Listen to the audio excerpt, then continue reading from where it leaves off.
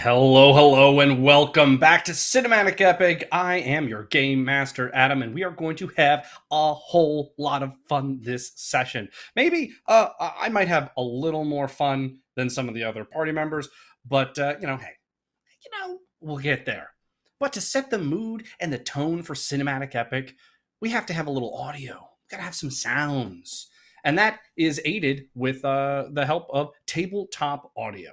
Tabletop audio is a great resource for bringing your sessions to life, especially while we're in the online medium. But even if you're at your table at home, just playing some background music from your sci-fi to your dungeons to your forests to all sorts of creepy things, it's a great way to really immerse your players in the moments where they die. I mean, the stories that you tell. And to get you ready for the session today, a little recap is necessary. So the most important part is what the players have received recently. They helped a joyous occasion with the manager's birthday party. It was great. It was glorious. It was wonderful. Oh my goodness. And they got some items that they may need to keep in mind, to keep them on their toes and keep them alive in the session. And that is the soil, the ever-rich, it is a super fine soil for Hedera. These odd, sweet-smelling matches from Willingwood for Orlina. The wraps of the trial, the wraps of the champion for Jin, and Breakspear got some braces. I mean, mithril dragon fangs to put on his little teeth, keep him safe. They're not just for sleeping; they have other uses. But also in the session, Breakspear got a little messed up, got hurt. And it was unfortunate. It turns out bigger dragons are rough and tough to deal with, and he got himself all burnt up. And in this session, with the festival coming to its grand opening, and the arena, and that countdown, and that face-off with Ricard, it's gonna be all hands on deck, and being not at 100% might just be a rough thing. But again, we'll find out as the dice tell their story. But also telling their stories are the players playing the game, and so let's bring them on in. We've got our party. Hello and welcome. How are we doing? Hey, Hello. still alive. Hey, We're still doing alive. great. Now, hopefully, yeah. So let's start it off with Orlina. How are we doing? And bring our character to life. Back again. So, my name is Alicia. I am playing the character Orlina. She is an elf, but a tall elf, about 5'10", from one of the neighboring elven kingdoms. She has tan skin, long dark hair, bright violet colored eyes she can use to see in the dark. She loves to bake. She has an affinity for baking. She can make magical muffins. That's what we've been going with, magical muffins. They have had many uses. Originally it was just healing, but so far she's discovered many different things she can do with these muffins. In battle, besides making sure she gets people muffins when they need them, she usually is support, using arrows from afar. When people get up close, she has to use the dagger. I would say she doesn't like to use it, but she's starting to get used to it now. No, she's on a mission to find this plant that has eluded her so far to make the ultimate magical muffin that she can use to make herself the best that she can be. And she's hoping that the party here is going to help her meet that goal and not disrespect the muffins like Jin. Jin has not enjoyed your muffins. At one point, you even threw one to him, and he just passed out. He was like, no. I'd rather just lose this fight than eat that muffin. But fun fact to everybody is Orlina has killed more people this campaign than the rest of the party put together. Yeah. By a large margin. And I don't think anyone Has anyone else actually killed anybody? Just I don't think any of us No. have. Probably made somebody But- wish for death. we I do know. need to meet the rest of the party. So, next up on our docket to meet is Hedera. How are we doing, and where is our character story going? All right, so I am Jasmine. I am playing Hedera. She is the queen of the forest, a nymph, dryad, druid. She's about 6 feet tall, green skin, red hair. She uses earth magic to fight. She is kind of on a road to self-discovery and healing from a past trauma. So she's kind of trying to find her way again, and initially starting out when she on the journey, she was a little bit of a little haggard looking, a little rough around the edges, but the more she's got kind of come along and expanded her magic and turned someone into a tree, took him out of the tree, and being able to hone her magic, she's kind of coming back, going back to her a little bit more of a youthful self, not quite there yet, but she's kind of de-aging and looking more like sprightly again, and kind of feeling a little bit better. So the more confident that she gets, the more she's getting closer back to her usual self. So Yeah, maybe it's Maybelline, but more likely really good fertilizer. probably it's mostly the fertilizer, I would say. Mostly the fertilizer. But we have another party member to meet. We have to meet the charred one himself, Breakspear. How we doing? Hi, I'm Ian, and I'm going to be playing Breakspear this evening. Breakspear is a Draculin, so he's a very small dragon, minus the wings. He's about 4'5" in height, and he's looking for somewhere to be. He's looking for something that he can claim as his own, and somewhere that he feels like can be his own place to belong. So we're on his journey here to see where he ends up. Okay. That's the most peaceful Breakspear intro we've gotten so far. I think being set on fire, changes one's opinions on how they're living their lives maybe a little bit. But we have another member to meet. One last member. It's not necessarily our best member, but definitely not our worst member. It's Jin, out to prove himself today. Big session for you. No pressure. How are we feeling? I'm feeling real confident, especially with all those red light flashes. But my name is James, and tonight I'm going to be playing Jin. He's a human from a distant community called Humans Hollow. It's a community of martial artists where people go and they train for this tournament that they like to put on every 10 or so years. But he's 5'8", and he has black hair that he keeps bound in locks on top of his head. He wears a simple vest and shorts has a hammer sigil on his chest. He has his arms and legs wrapped up in wraps, and he recently got his wraps upgraded, as we've already talked about. But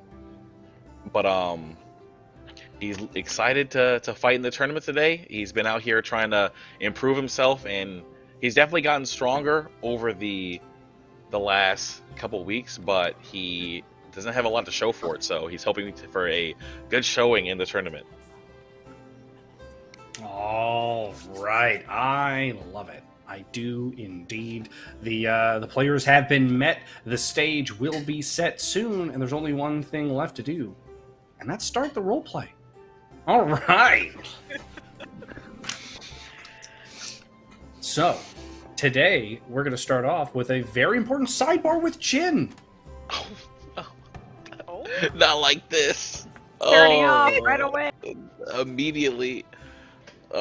So, as you were drifting off to sleep before after the events of last session, you remembered feeling the hot sand on your feet, and you remembered looking at Ricard in the face.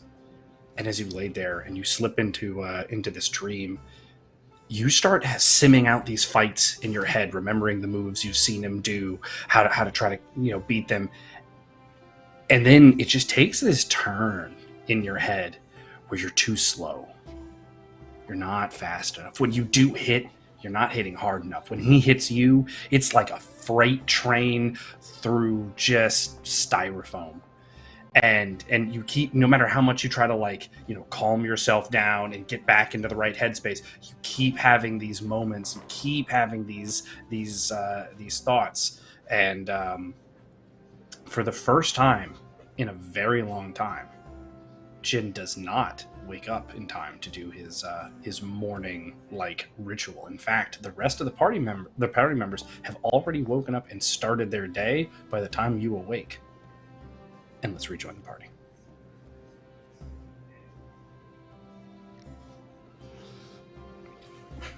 So the day starts off for everyone as pretty normal. Everyone's kind of getting up, and it's a big day. And when you don't see Jin immediately, all of you are just mentally yeah, of course. He's out training. He always does this. He's up before everyone, out running around. And, Orlina, you're making some breakfast for everyone. Breakspear, you're trying to, pick off what scales you can that, are charred past, needing to keep. And, Hedera, you tend to any of the plants that are kind of in the house, near the house, in kind of your just, normal, starting the day, ritual. And then Jin's bedroom door opens as he has woken up after the rest of the party for the first time that any of you can remember. I haven't even finished wrapping his arms and his legs yet. He's coming out of the room. I gotta go. What time is it? Are you okay? I guess I don't know. It was I don't know. The sun is up. I know what time is it. What time is it? You would know that you still have a decent amount of time before the ceremony opens and the arena, but it's your whole internally you're okay, well, if I wanted to get 2 meals in and a practice, you're struggling to list out how you could do all your warm-ups and your meal prep prior to the arena starting. Okay. What happened, Jin? Shit. You that nerve about it? My God. I just had a bad dream. It's just a bad dream. I'm just gonna sit down and just start trying to get something to eat. Just always trying to finish getting ready. Well, what happened in the dream? I don't know if I want to talk about it. I mean, I don't want to think about it. He's just gonna keep. Sometimes talking will help. I don't believe that. It could help Sometimes you just calm you down. gotta move and do stuff. Dreams always come from somewhere. It just stops for a moment. That makes no sense. It makes so much sense. Dreams happen in your head, so it comes from somewhere in your head. Obviously, if you don't have dreams, there may be nothing in your head. Because dreams just don't make sense. Who cares? It's a dream. It's a thing. Are you really gonna let a dream get in the way between A knock you and at ready for a fight? the door Yes. Interrupts the conversation. I'll get it. Yeah.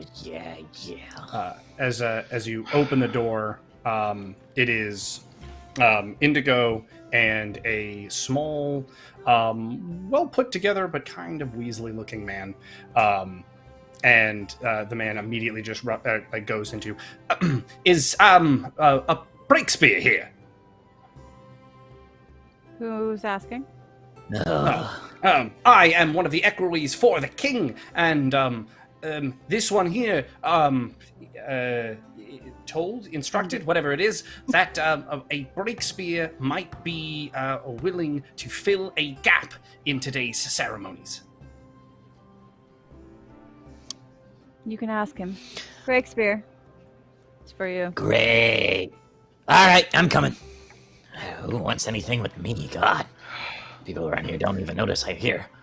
Hi. Oh, Indigo. How's it going? Yes, this one told me that you could be one of the fill-ins for the King's Championship Tournament. One of the challengers, in fact. Yeah, that's great and all, but I'm gonna actually need you to say that person's name instead of this one. You gonna do it or not? I just said it.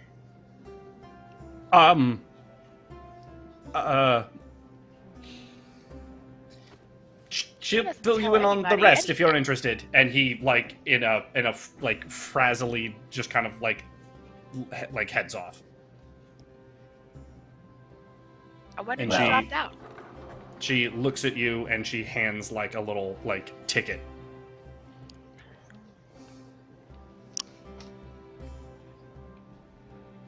Cool. Great. Who are What you is filling in for? Can I read? Yeah, the ticket is for it's the same one that Jin had received, entrance into the arena. So just a generic ticket. Mm-hmm. Oh, Do we Cool. know who he'll be Well, filling in for? a to compete ticket, but yeah. Right. I mean, I guess it doesn't matter Indigo, who do you was know going to who- compete. I mean, it kind of does if you will be competing against Jin. How many fighters are in this thing? She makes a Oh. gesture that conveys 16. So what's that? A 1 in a small chance that I fight Jin first round? Maybe we do, maybe we don't, but look, All right. Ricard's She, gonna be uh, there, right? She conveys. Unless he's the one that dropped out. Exactly. That's what I was thinking. You think She- Ricard's gonna drop out? She does convey another look that makes you feel like she did the best that she could with what like clout she has for being a performer to not have you just in the same like bracket chain as Jin. That's very kind of you. Thank you, Indigo. Thank you, Indigo. That's She- You're a encouraging. sweetheart. Nods with a slight curtsy and then like gives you a look of good luck, Breakspear, and then heads off. And y'all thought I wasn't gonna like her. Who said you weren't going Y'all to like her? all, everyone said that. All right, Jin's just gonna Alright. stand up. Just stands up. Are you okay? What is happening? Break spear. Would you like to come training with me? Because I need to do something. I can't stay here. I can't. It doesn't feel right. I need to go do something now. You would note that on your ticket that it does say that there will be like training facilities and like items and things like that at the arena, like for each combatant, for each challenger, if you will. Well, we might as well go make good use of this ticket and everything that it gives us. Oh, God. Well, I guess I gotta do it now. All right. Well, let's go. He's gonna start. Let's go. Speed walking his way Come on on. out. Hold up, I got little legs. Hedera or Lena, are you following them to the arena? I mean, I wasn't planning on it. What are we gonna do there? Yeah. Now they'll let them train. We'll give them their time. Perfect. So Jin. Oh, sorry. I was gonna say, what time is it? It will be 11 a.m. Okay. Why is that funny? Just the look on Adam's face. Randomly I feel like that's the He's just generation face. Do we have anything else? Wait. Okay. What time does the tournament start? The ceremony, like the opening of the opening ceremony, starts at about 1. The first match is about an hour after that. Okay. So we have time. We do. We have plenty of time. What do you want to do at this time? I was working on some new healing potions that I'd like to try out. Okay. Maybe we What could about- find some way to incorporate them into your muffins. That would work. Because then they'd be super healing muffins. Mhm. I like we would it. just have to find a way to get Jin to eat them. Maybe we can. Can you cook? No. No. Do we still have meal vouchers? Yes. I still have, yeah, I still have all the ones that I got that Jin didn't use. So the best I can do is we can use one of the meal vouchers to maybe find some meat and then just kind of stick it in a muffin and hope for the best. Okay, just not from that sketchy guy that Jin likes No. going to. I still don't know about that, The secret Yeah. sauce. but we can do it. Okay, Sounds like a plan. sounds good. All right, so that is what Hedera and Orlina will be working on. Breakspear and Jin, as you arrive at the arena entrance, you see that like fans and stuff are already like pouring into the arena, like, and they're like getting, you have to like look for a little bit, but you find the entrance for the combatants, the challengers, and when you get over there, you're greeted by another one of like the king's like little equerry people. And yes. Who are you? A ticket? Oh, tickets. Yes. Here Pull up you the go. ticket to him. Wonderful. Here you Perfect. And go. are either one of you signing up assistance, supports, healers, and or someone to help you with? What do you mean? We can't have helpers?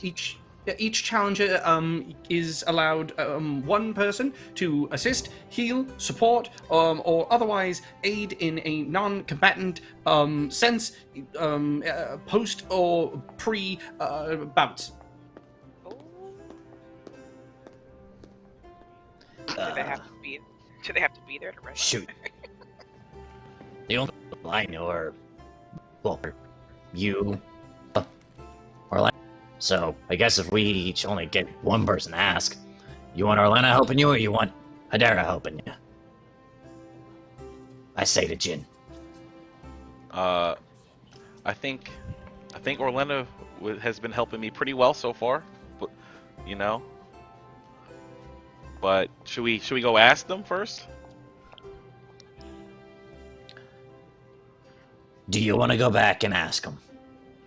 Because I'm just gonna say one of them. That'll be fine. I'm just gonna turn to write Orlando's name on my paper. Perfect. I'm just gonna write Hedera's on mine. Yeah, there you go. Oh right. god, I might not get much help out of her. Who knows? Wonderful. Well, right inside.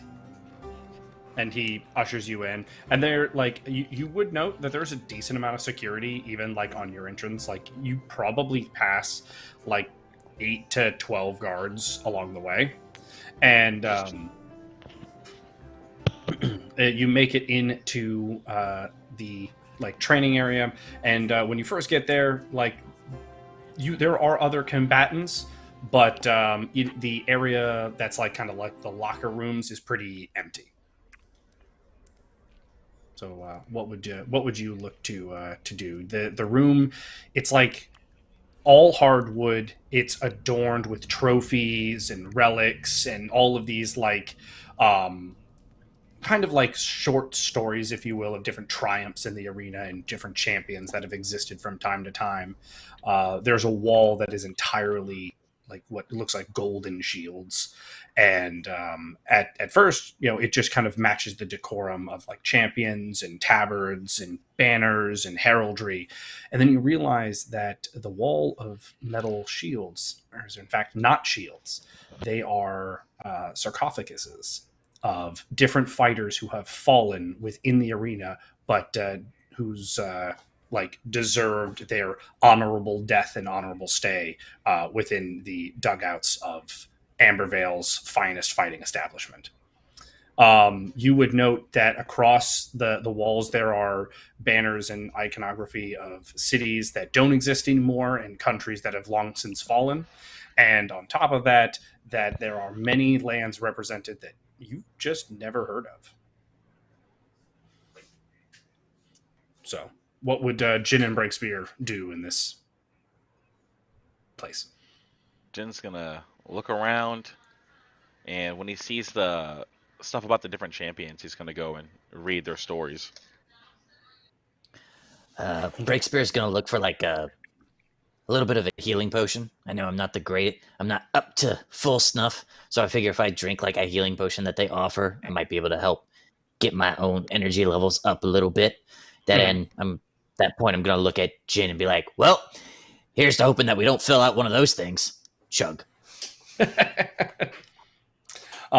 So yeah, Jin, as you go through the different like iconography and heroes that are referenced, you would note that there's not like a huge amount of them, but there are a decent amount of champions representing Hermit's Hollow that have fought, and even like won glories here, and a few that are entombed within its walls.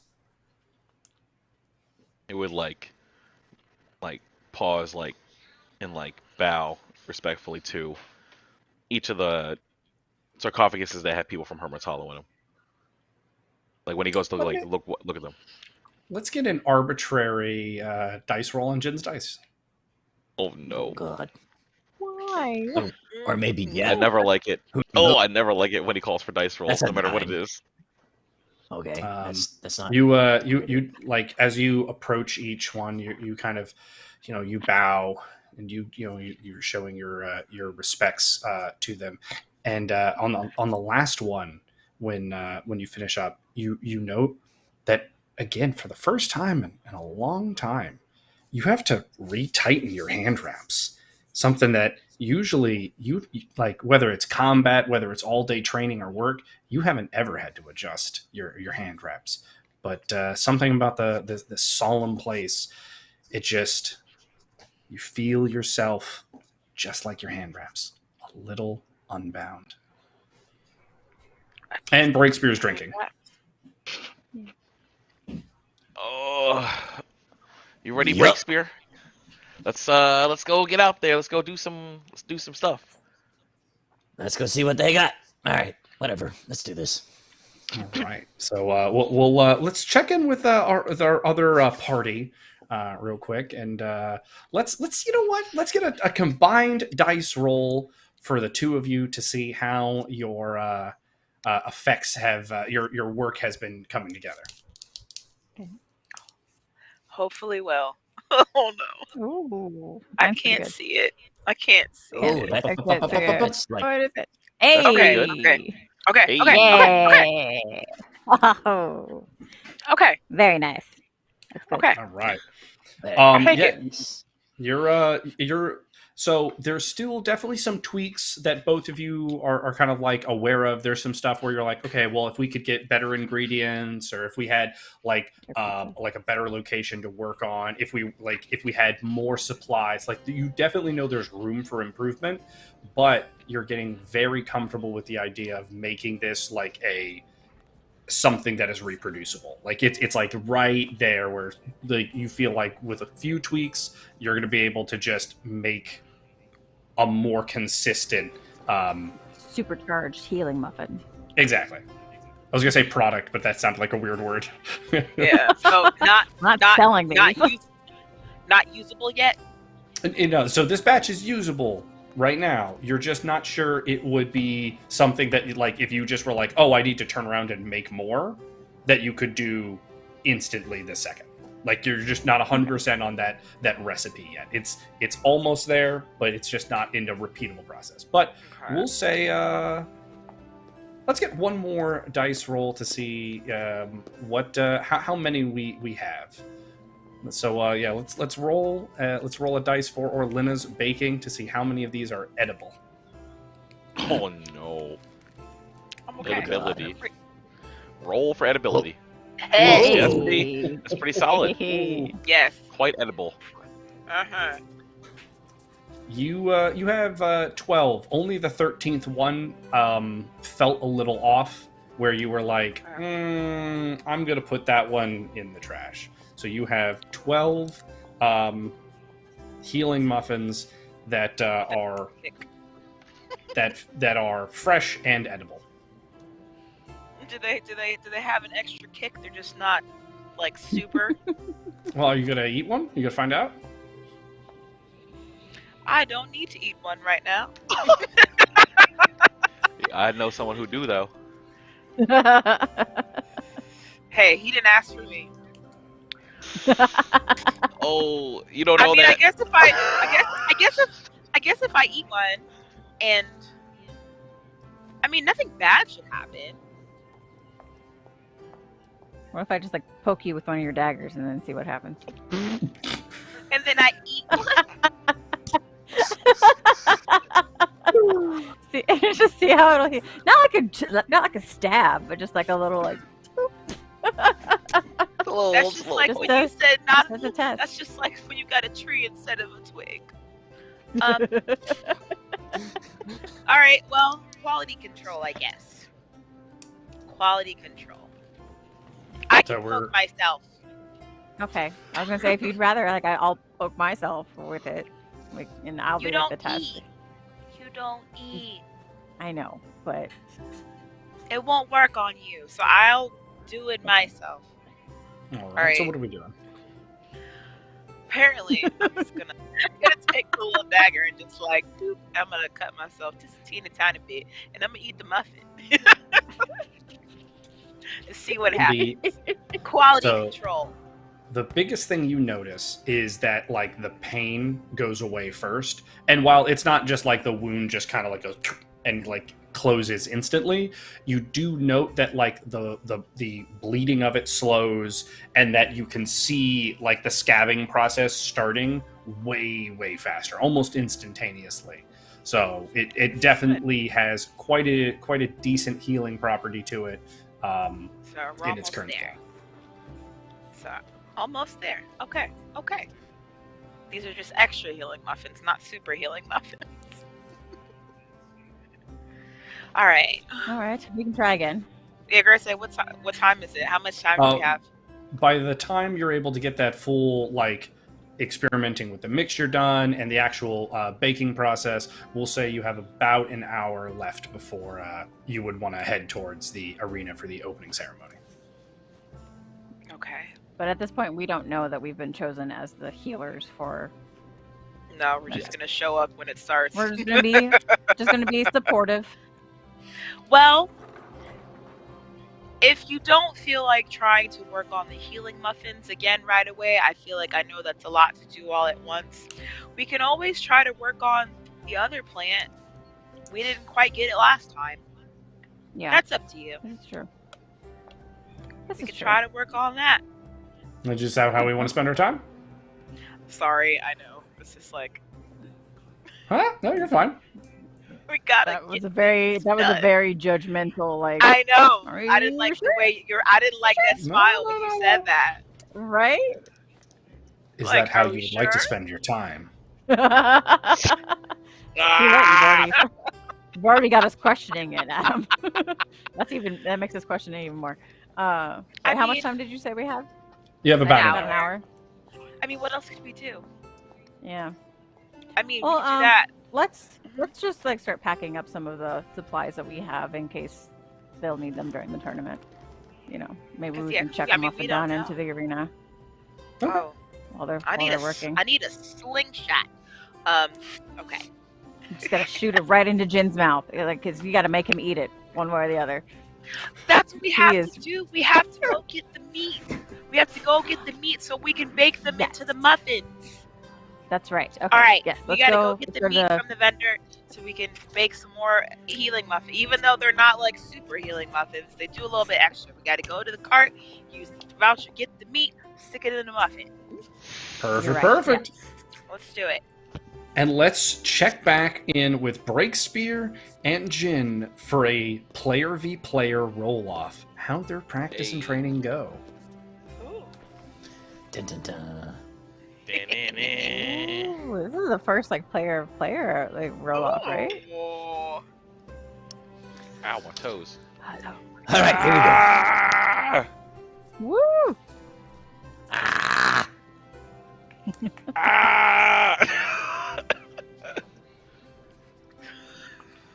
I want to say it Ooh. Okay. Oh Dang no! it, Jin! Every time. Oh. See, and he's injured. He's It, still- Right. the two You're of getting you beat up by an invalid. the two of you start off with just some Hey! The two of you start off with I some am basic small. sparring. I'm a So you small start off can with of some whoop basic ass. sparring, trading some light blows, nothing too crazy. Both of you kind of like, all right, let's kick it up a little bit. And as the fight becomes a little bit more of that full speed kind of combat, the two of you, both of you, are landing a couple blows, and then Jin, you come forward with this, you go to slide over, and you realize your foot has caught on to your hand wrap. And you trip yourself forward. Breakspear, you take full advantage of this. You get up on Jin's shoulders, you grab his own wrapping and pull it down around him, and then by the time Jin, you're back to what's going on. Breakspear, you've got your claws inches away from his eyes, going I think that's a yield. Oh, That's a yield, bud. well. I don't understand what's going on today. Everything just feels off. Well, maybe you're trying too hard. Maybe you need to take a break. Maybe we need to do something else. Yeah, maybe that's a good idea. Just demoralized. Yeah, well,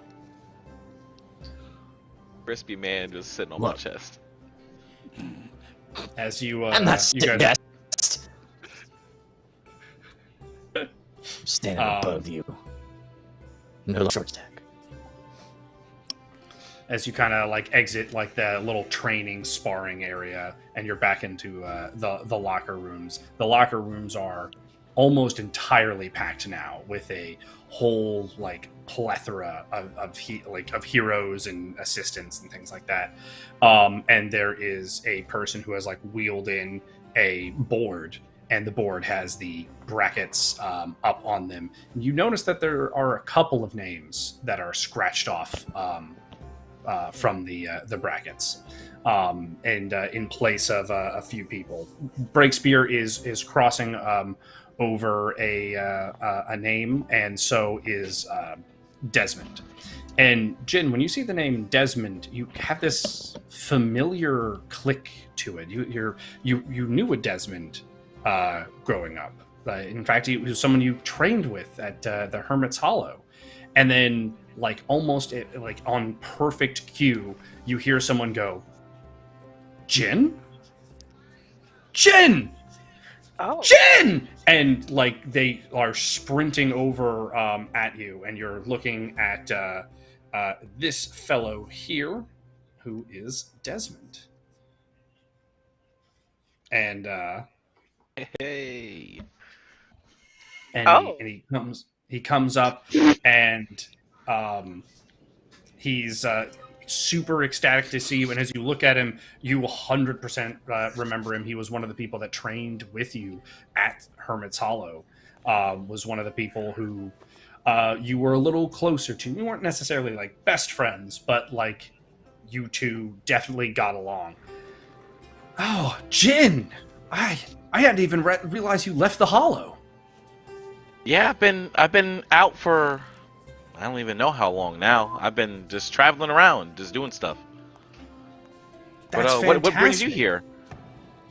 Oh, the festival mainly. But once I heard that there was this whole challenge, the champions, where better to test one's mettle, right? Yeah, you're right about that. That's what I was thinking. I just can't believe Ricard's here. Yeah. I don't know. Wait, but what do you mean? I don't know anything about Ricard. What do you mean? You know him? You don't remember Ricard? He was in the class above us at Hollow. He was one of the, and he gets real close, and he's he was one of the blackout guys. They were always rumored to do some crazy stuff. I don't remember hearing about anything like that, but people don't really tell me stuff anyway. I was always out there doing some training for master or something like that, You were the teacher's pet. Always had me out there getting water and digging fields and stuff, Yeah, maybe his gardener. And he's like slaps your shoulder. He was a slave. They're digging in the field, though. He's out in the field. I can't breathe.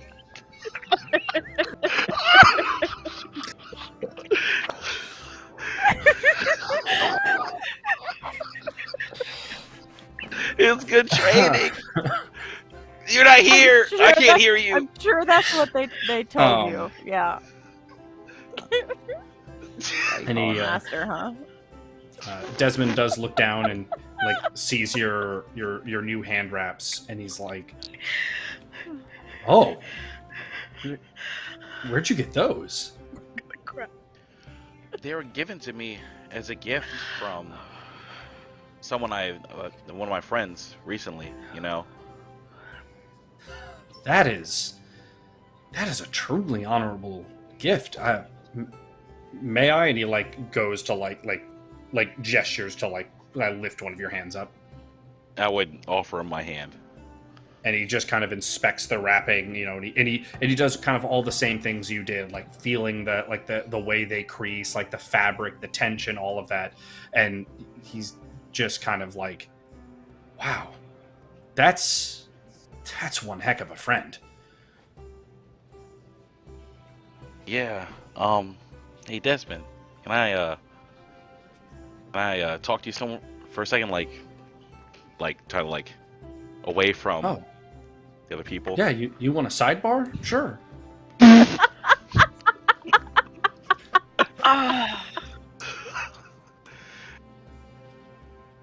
Well, just yeah, I just want to let you know. I saw the bracket. I think you got to fight Ricard rather soon in the bracket, right? Yeah, it would be what, quarterfinals or something like that. Yeah, I've seen him here doing some wild stuff. He almost killed me the other day. Like, I'd be careful. I don't want anything bad to happen to you. He almost killed you? If it wasn't for my friends, I don't know if I would be here right now. I know those Black Ops guys can get intense, but killing one of our own?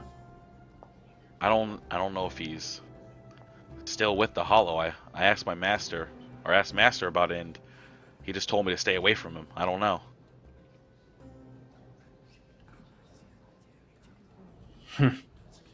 Well, maybe someone needs to teach him a lesson. Hey, no one better than you, right? I look forward to sparring with you in the finals, Jin. Yeah, I look forward to it too. But you think you could help me out too? I don't know. Something's off today. I've really been having trouble with my wraps. You think you could help me make sure they're tight? Oh, those wraps, Jin. You got to remember, they're not just for everyday wear. They're for moments of true challenge, moments of true greatness. If the task is unworthy, they won't stay bound. The only thing that'll keep them tight is your conviction and you rising to a challenge.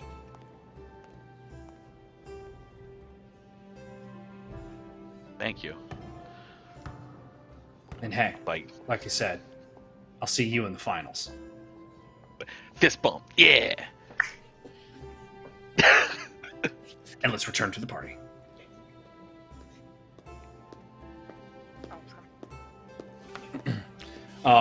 So down with Orlina and Hedera. What's happening? A person comes like running up to you, and you see that it's Mark. Oh, hey! Sorry. Mark, are you alright? Are we still at the house? You're we're like at packing up to like leave and like Okay, cool. mosey your Okay. way towards the arena. Just making sure.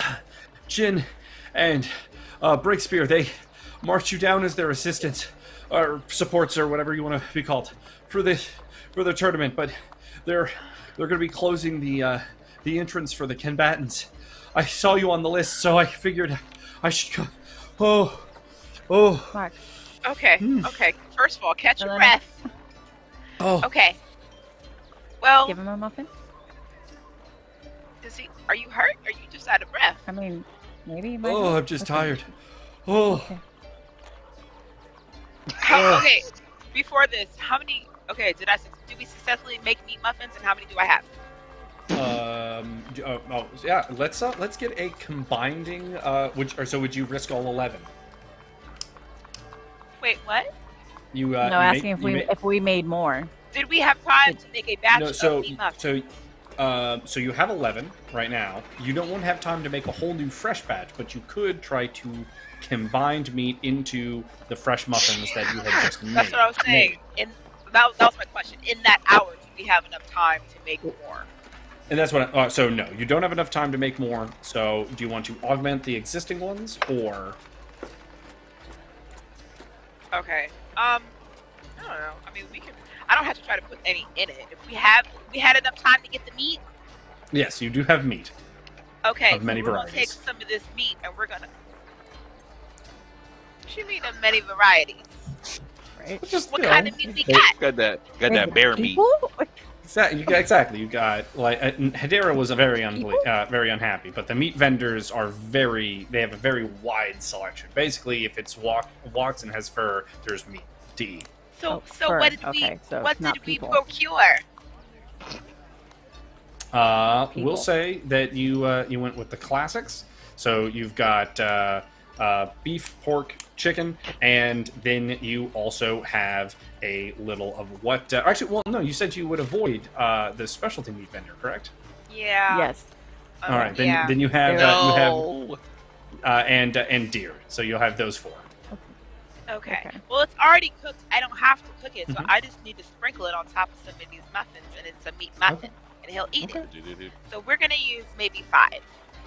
Okay. 5 of these muffins are gonna be meat muffins. Before we leave, though, since Mark is here, I have to check super fast to see and make sure they didn't forget anything. I wasn't gonna look, but I took a quick glance just to make sure they didn't leave anything behind that looks important. Perception. Do I have time?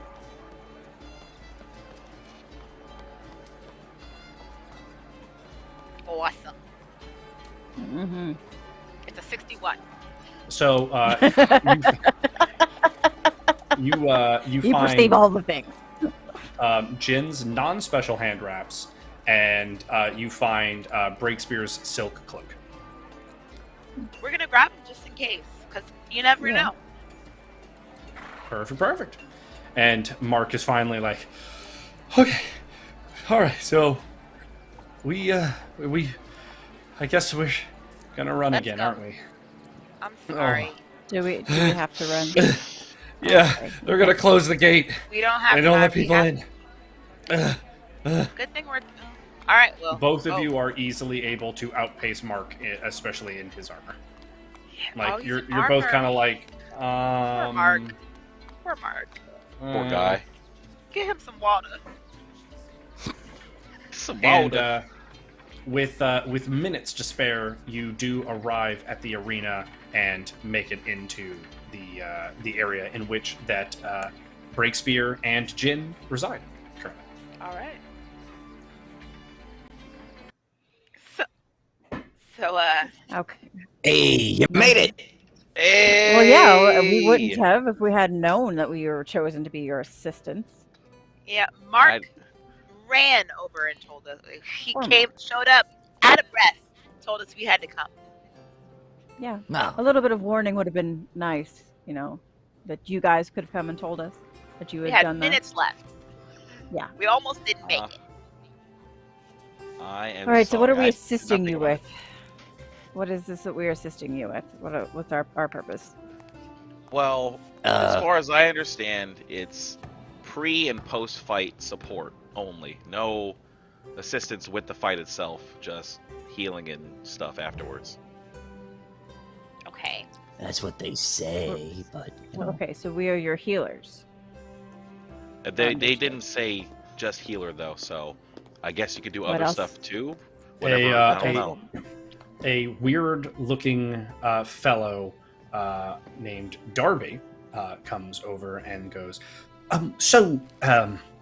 yes, you can be given things before the fight that you can take into it. Oh. Yes.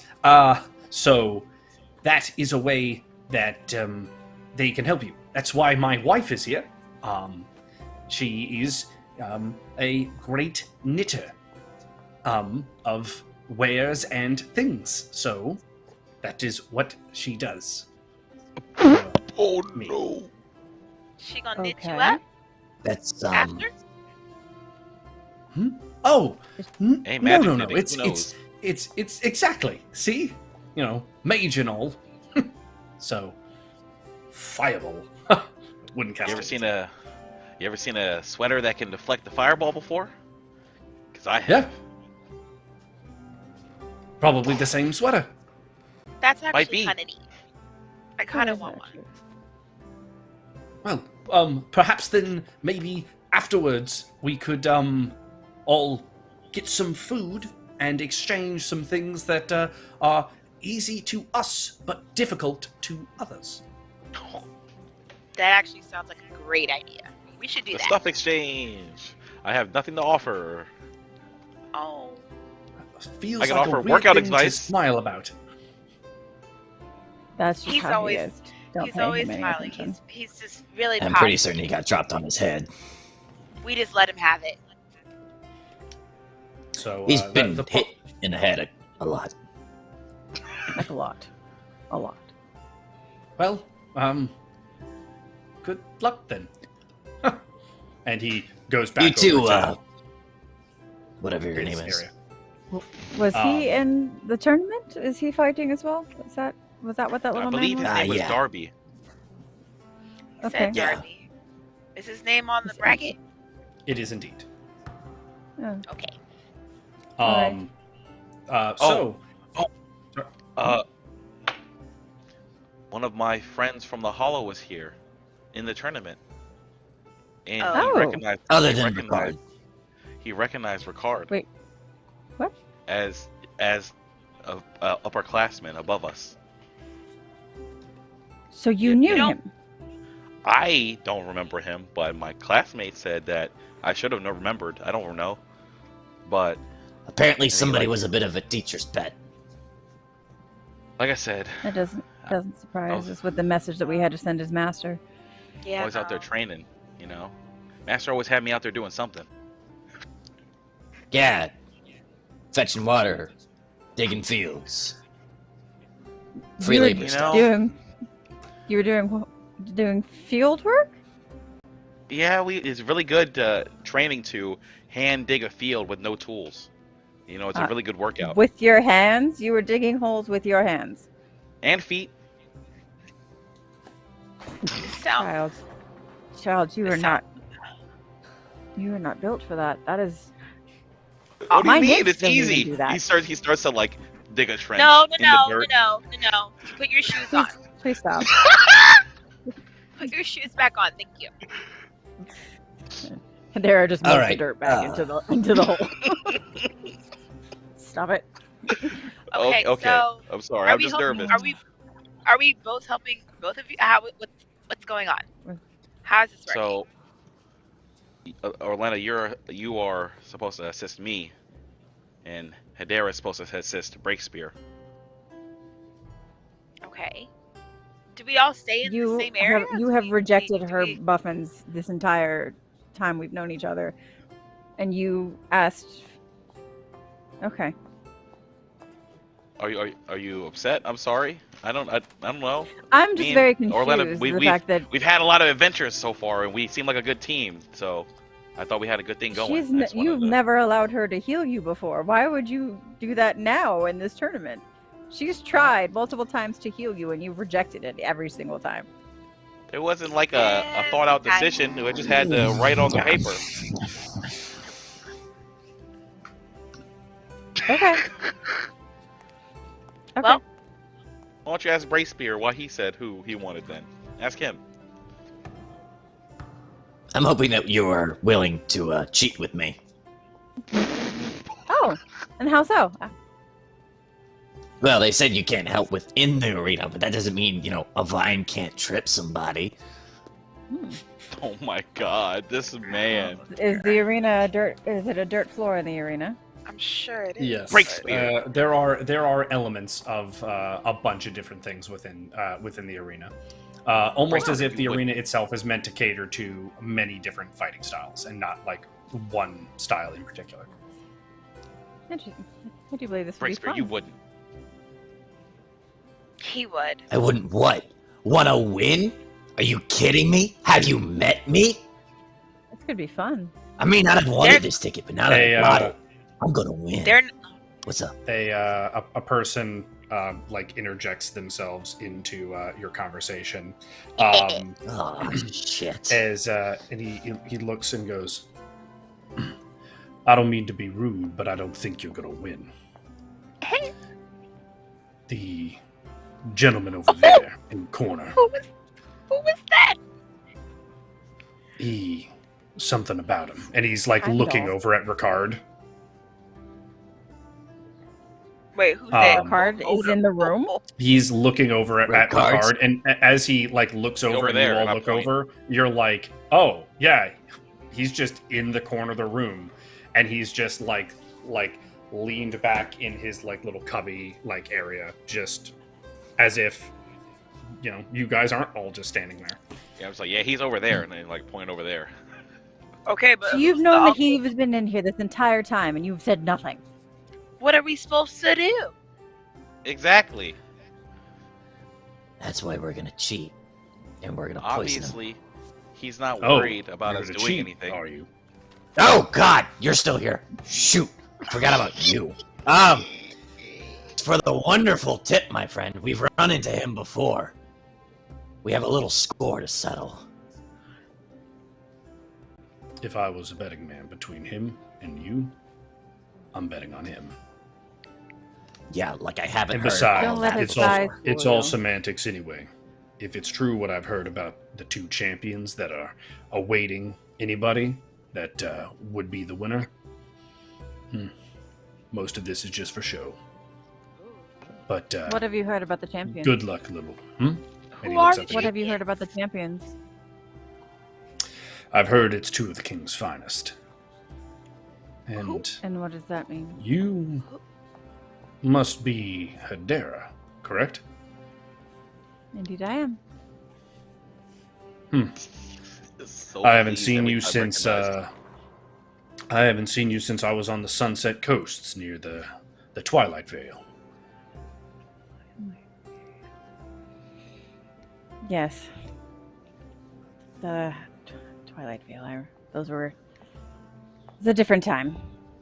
Long ago. So wait, who are you? Yeah. Oh, me? I'm Roscoe.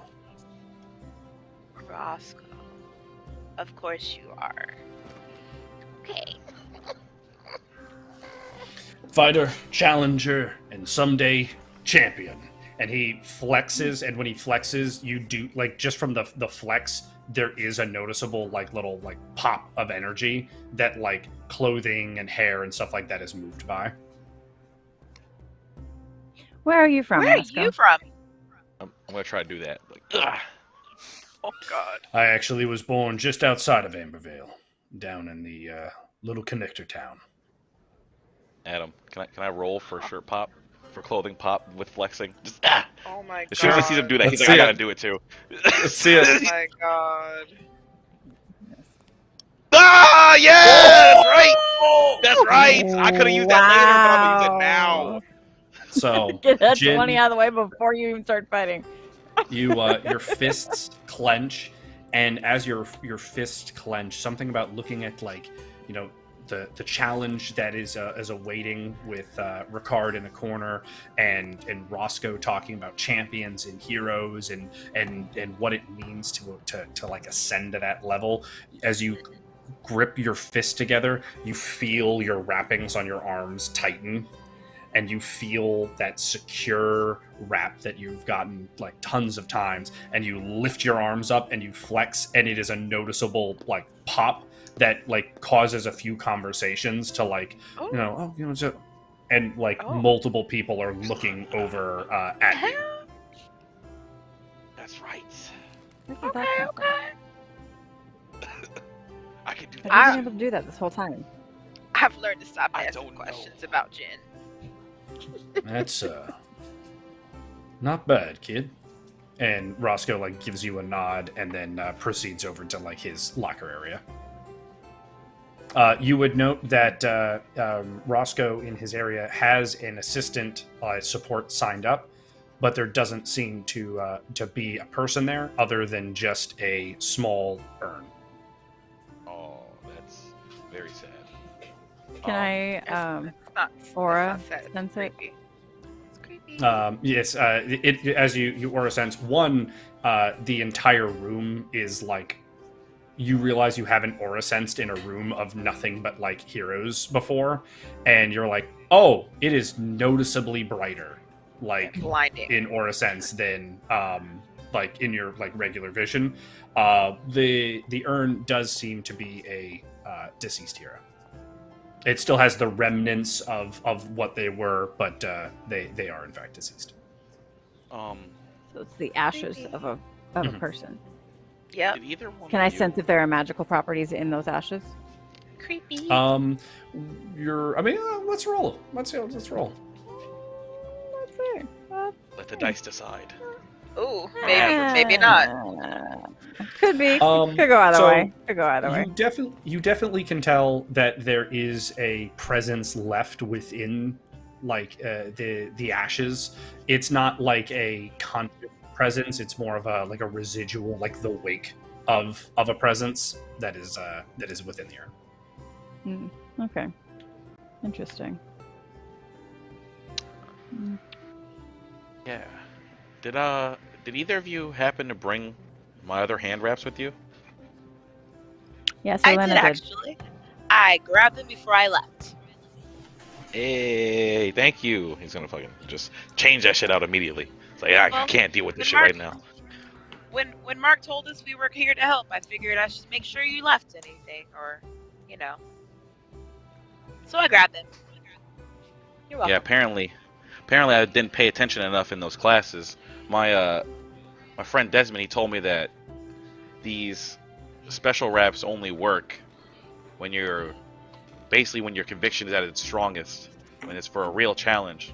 So you can't just put them on whenever and expect it to work. I had a feeling. Hmm. Oh, well, it's a good thing I grabbed these then. So that fight earlier doesn't count, Breakspear. Oh, What fight? What happened? Yeah, blame it on the raps. well, they were He got training, rolled. so. Remember, they were Oh. training. Oh yes, they were training with each other. Did he? Oh, Yeah. of course, Breakspear. Of course Don't he say did. of course. Don't say that. Well, you haven't had much luck with any of your fights lately, have you? Ooh. I think I've beaten up like two She's people not this wrong. week. The last couple weeks. Been Oh. like two wins. She's not wrong. But that's also Have kind you, of though? not right, though. So, the party would be aware that there's not too much time left before the Okay. opening ceremonies begin. Is there? Would you? So there are tons of heroes within the room. Would you like to interact with any of them, or is there anything that you would like to do before the the opening ceremonies begin? I want to just. I just want to look at the person that I'm supposed to Barty Brewer. And also, Just gotta yes, so look the at bracket is up. So if anyone wants to see the bracket again, we can show that.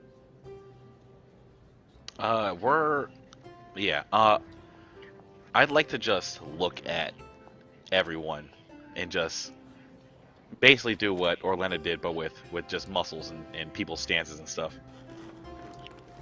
So What? here Orlando we did what? go with sorry, the Hedera. answer to that one. Sorry. So you see off in the corner. I don't know. You see off in the corner Ricard. He is first. He is laid back in his his area. He seems to. It's almost like an eerie level of relaxedness. Like you feel like he could almost just fall asleep in the room. Then you see one of the combatants, Barty Brewer, who is kind of a like a halfling folk. He's in the corner and he's like mixing things and like he's like drinks, potions, something, but he's like in the corner and he's just like at a little station muttering to himself and mixing drinks. You see Darby and his wife communicating with each other, and like she is just like knitting up a storm. Aww. And he's like talking to himself, and he's like flipping through what looks like some sort of arcane like book of some sort. The next is an adventurer-looking folk, Declan Fitznorris, and he is he's standing there, and one of the he as you look at him, he like immediately looks at you, and he doesn't like look you up and down. It's like he analyzes you is the best way to describe what he does. You see him like his eyes look at like your shoulder, your elbow, your wrist, like like your stomach, your knees, like and you feel like if you were leaning slightly off like balance, he would notice.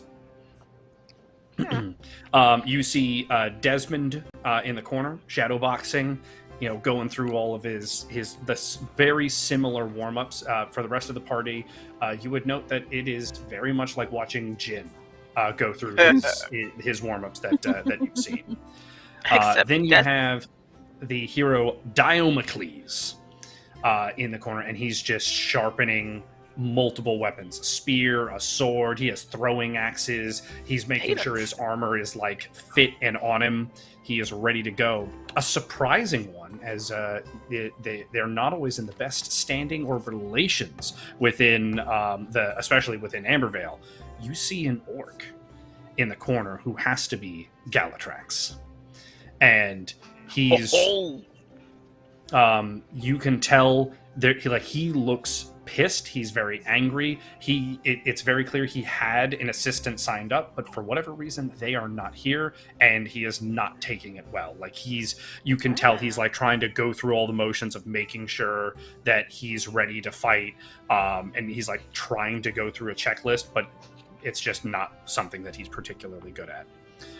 One person you almost look over is the combatant John Black, as you realize unless you're staring kind of directly at him, you kind of forget he's there. Like you notice it's like really hard to keep him in your peripheral vision, and like whenever you're not looking at him, he seems to just kind of fade into the group. Next is Luther Cano. Luther Cano is just like he's similar to Ricard in the way that he's just sitting like in the group, but he's like sitting at his bench, and there's like a small child like cross-legged sitting in front of him, and Luther is just like talking at this child. Also talking to their assistant is Miles Maceborn Duncan. Though the assistant that he seems to be talking to is the mace sitting next to him, but he looks like he is having a full-on conversation with the mace, like to the point where he'll like be sitting, he'll talk, he'll wait, and then he'll be like, "That's a good point. We'll have to keep that in mind. Look out for that one." And then Omir Pebbleguard, a stout and thick-looking dwarf fighter, which you can only imagine is from the mountains, stands resolute, and again, he's just kind of like sharpening different weapons, preparing his hammer, things like that. And last but not least is Skem. Skem sits also in the opposite corner of Ricard, and is just like laser focused in on something on the wall. Like he's just like he's looking at one of like the shield plaques of a fallen hero, and his eyes don't waver from it in any way, shape, or form. But you notice that would leave a combatant off the list, and you kind of like go back over the room, and you're like, there has to be one missing, and you hear voices from down the hall. No, look, we already closed the door. No, look, it can't happen because I'm signed up, and it's going to be an odd number, and you don't want it to be an odd number, because if it's an odd number, the king's going to be unhappy. If the king's unhappy, the people are going to be unhappy. If the people are unhappy, then the guy that runs all of this is going to be unhappy, and if he's unhappy, then everyone's unhappy, and if everyone's unhappy, this whole festival isn't going to matter, and this can't just go wrong at the start of the opening, and just is talking a mile a minute, and finally one of the guards is just like, all right, okay, just go back there, just please, you and your assistant, just go.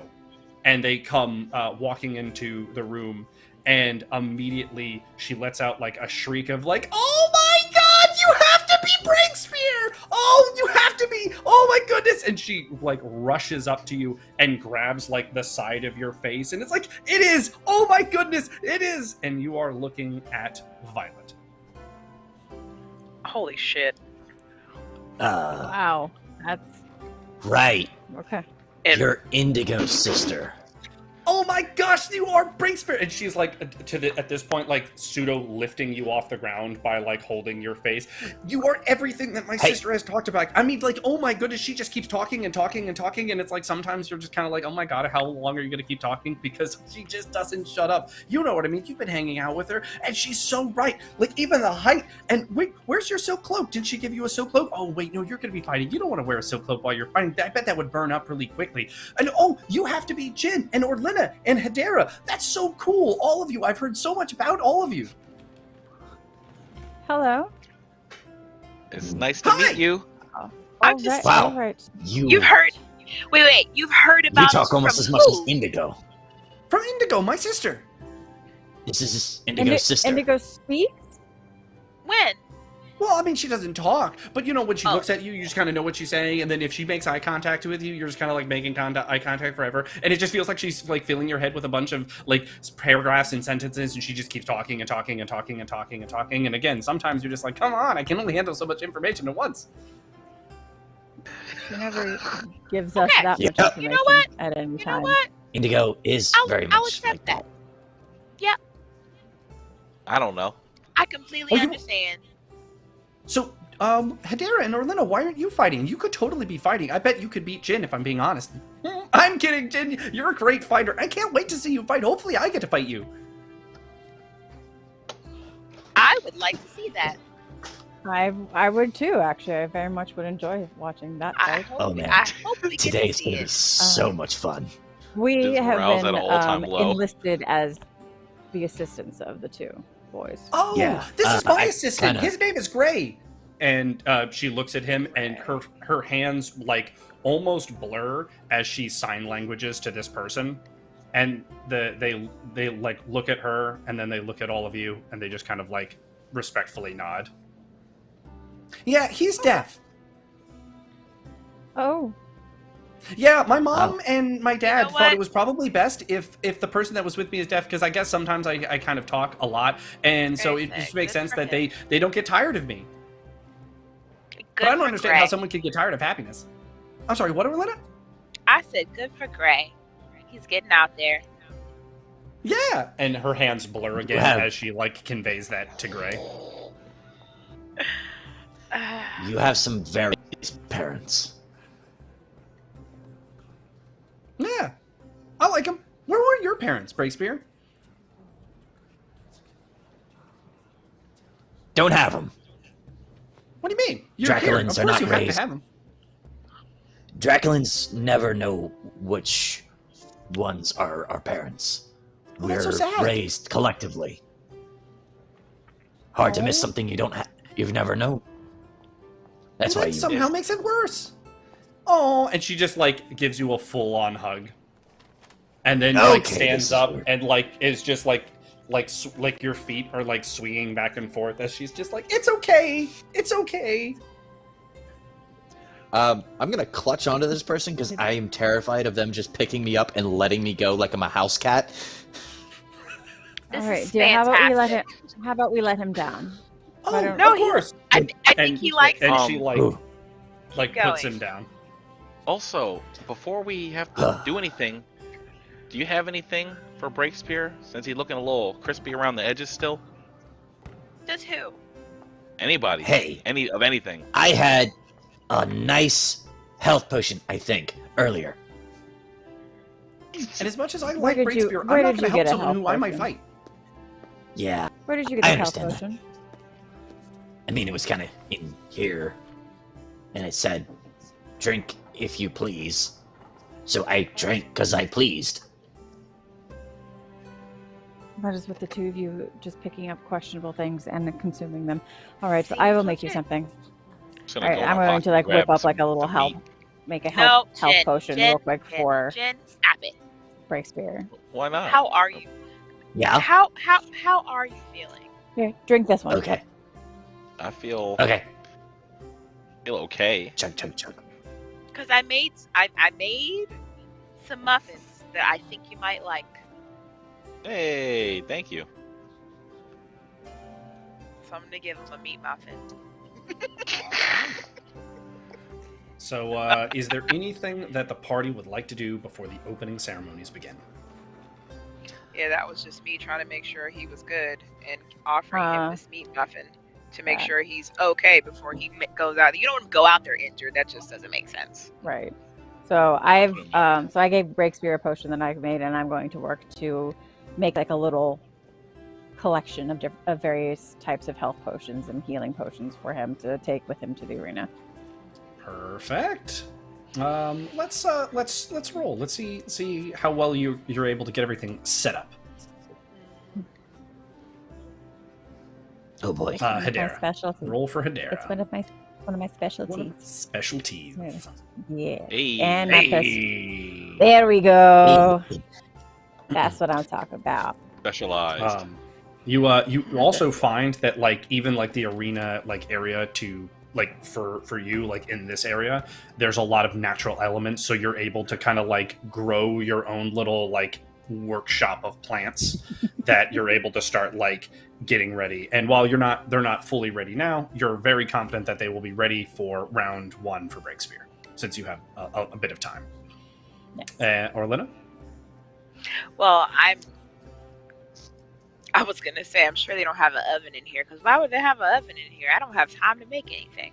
As you look over in your support area, all of the stuff for you, just like soil and earthwork was left out for Hedera, there is like a little baking area, kind of an easy bake oven, if you will, for you in Jin's corner. What can I make in the easy bake oven? Little tiny cakes. Well, Oh my it all comes back to Cinematic Epic. You're always welcome to try new I feel like crazy things. I have to try to make something in this. Oh my gosh. Oh my goodness. Okay. Well, did I bring? I probably did. Knowing Jin, I brought the meat because it's Jin. So Hey, I got meat in my pockets either way, so. Of course you you know do. what? It's gonna be the meat We'll alone get beat out is of not you. gonna. The meat alone is not going to be as good as healing muffins. Just saying. It's not magical healing meat.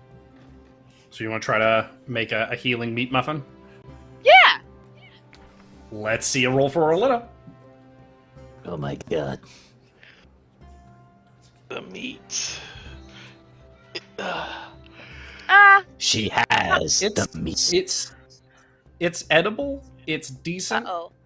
But you're like, it is way harder to keep a muffin consistency when there's just like bacon grease that has to be in the muffin from this meat. And He'll still eat it.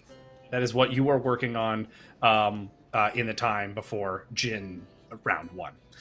Breakspear, what would you do with the time you have before the opening ceremony? He'll still eat it. So I'm gonna face Barty. So I'm just gonna watch him. I'm kind of picking up on what he is and what he does. I know that he's mixing little tinctures and drinks and all this other stuff. He's probably some nerd with his alchemy set. But I'm trying to figure out how he uses it. Okay. Let's Is get it just a play? perception check while we watch the Barty Brewer.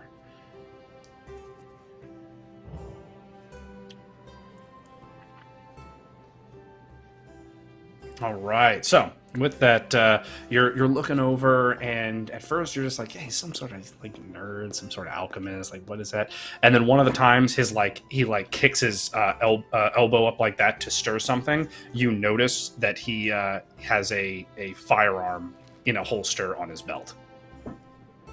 Oh. Great. That's Cool. That's cheating. That's useful to know. And Jin, what would you do with your time? I feel like Jin's not gonna like do the same thing because I had the thought, but he's not gonna like specifically watch his opponent.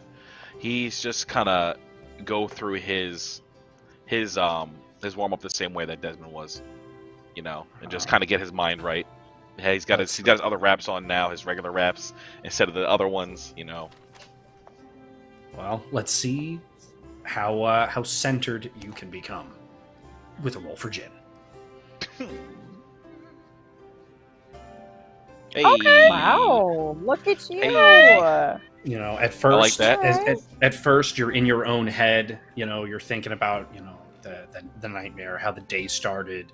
You know, tripping over your own bandages and or your own wraps in training, and like you're just like in all like for a bit, all you hear is like the muttering of everyone talking in the arena, and you hear people outside, and you start trying to go through your routine, and then finally you find that rhythm where like you start throwing punches, and then all of a sudden you're interrupted by the person coming in to like bring you all out into the center of the arena for the opening ceremony, and you realize that you hit such a like you zoned in so hard, you spent an hour just doing your drills locked in. It's okay. And you like I said, the guards come in, and the person for the arena of representing the king comes in and goes, all right, fighters, are you ready? The opening ceremonies are going to begin, and we're going to be addressed by the king and the commissioner of culture before the arena bouts begin, where Ricard, you and your opponent will be fighting our first bout, and we'll be going through the bracket from there. Are there any questions from our challengers? No. Wonderful. Let's get out on to the sands. And he like walks away. And the guards are like, yeah, that means to follow him. And they start, and like everyone starts going. Do we go too, or it's just them? Everybody. Okay. And so you all are brought out into the massive arena that is the Ambervale arena, and it is ornate. It is over the top with its like there's dirt, there's grass, there's water, there's fire. Like all of the elements are seeable, but all of it fits within this like marble architecture, gold inlays, and just this overall very like royal and storied presence for the arena. And the crowd is just like deafening for a second when you walk in, as you just hear everyone just clamoring for the start of the festival and all of the activities to begin. You stand out there for a little bit, but then the torches around the arena all like start like flickering different colors and then almost letting off small fireworks. And the arena starts to like calm and get quiet as you feel the slightest level of like a spell going off that kind of like quiets the crowd, and everyone starts to like sit in their seats and just like observe.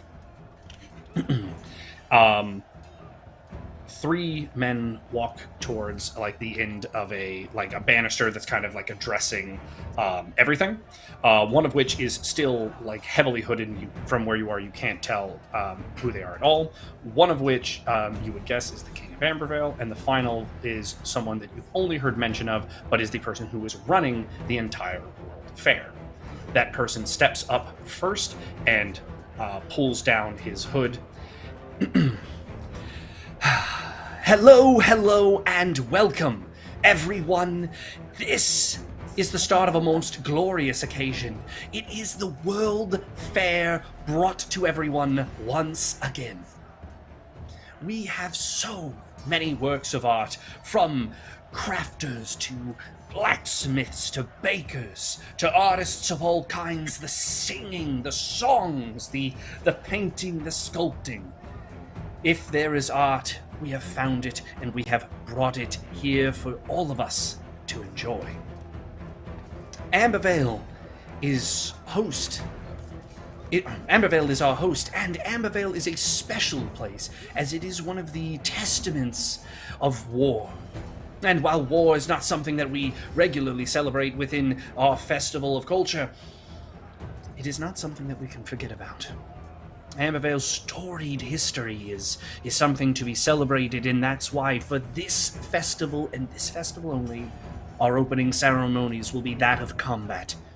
But I do not dare to step on the intricacies of battle, as I could not describe its tapestry correctly. So without further ado, Lord and King of Ambervale shall do the final addressments. And the king steps forward.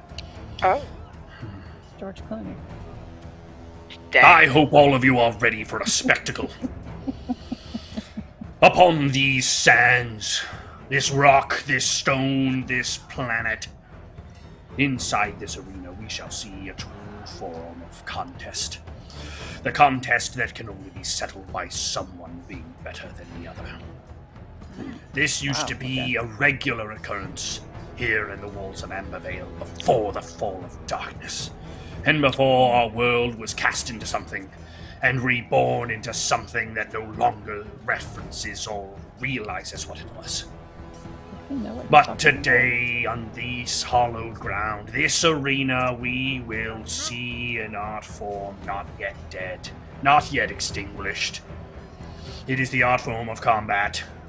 It is the merits of quick thinking and resolution, the willpower to exert yourself over someone else. But today we shall also put another test upon these heroes. Death will be allowed, but it is not encouraged. Because the truest form of a champion, to rise above the title of challenger and to echo as something real, is not the ability to take life, because taking life is simple. It is beating your opponent with your art, with your skill, with your merit, and knowing how to avoid a killing blow. And while I will not chastise you for taking a life, I seek to see something better than just some low-class filth murderer. And I think in these sands, there just might be someone to stand out and call themselves champion. But another twist to this contest is you do not just have to beat who stands next to you. No, you will have to beat one of my champions to earn yourself a true title. My first champion is Aegis, a warrior of incredible power, who has stood the test of time and fought in the Age of Darkness.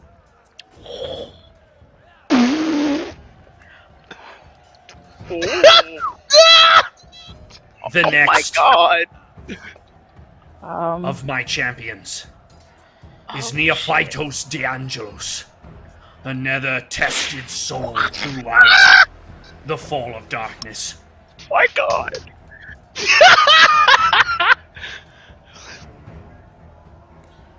Wow. But I would not pit just anyone against these formidable champions and offer them nothing in return.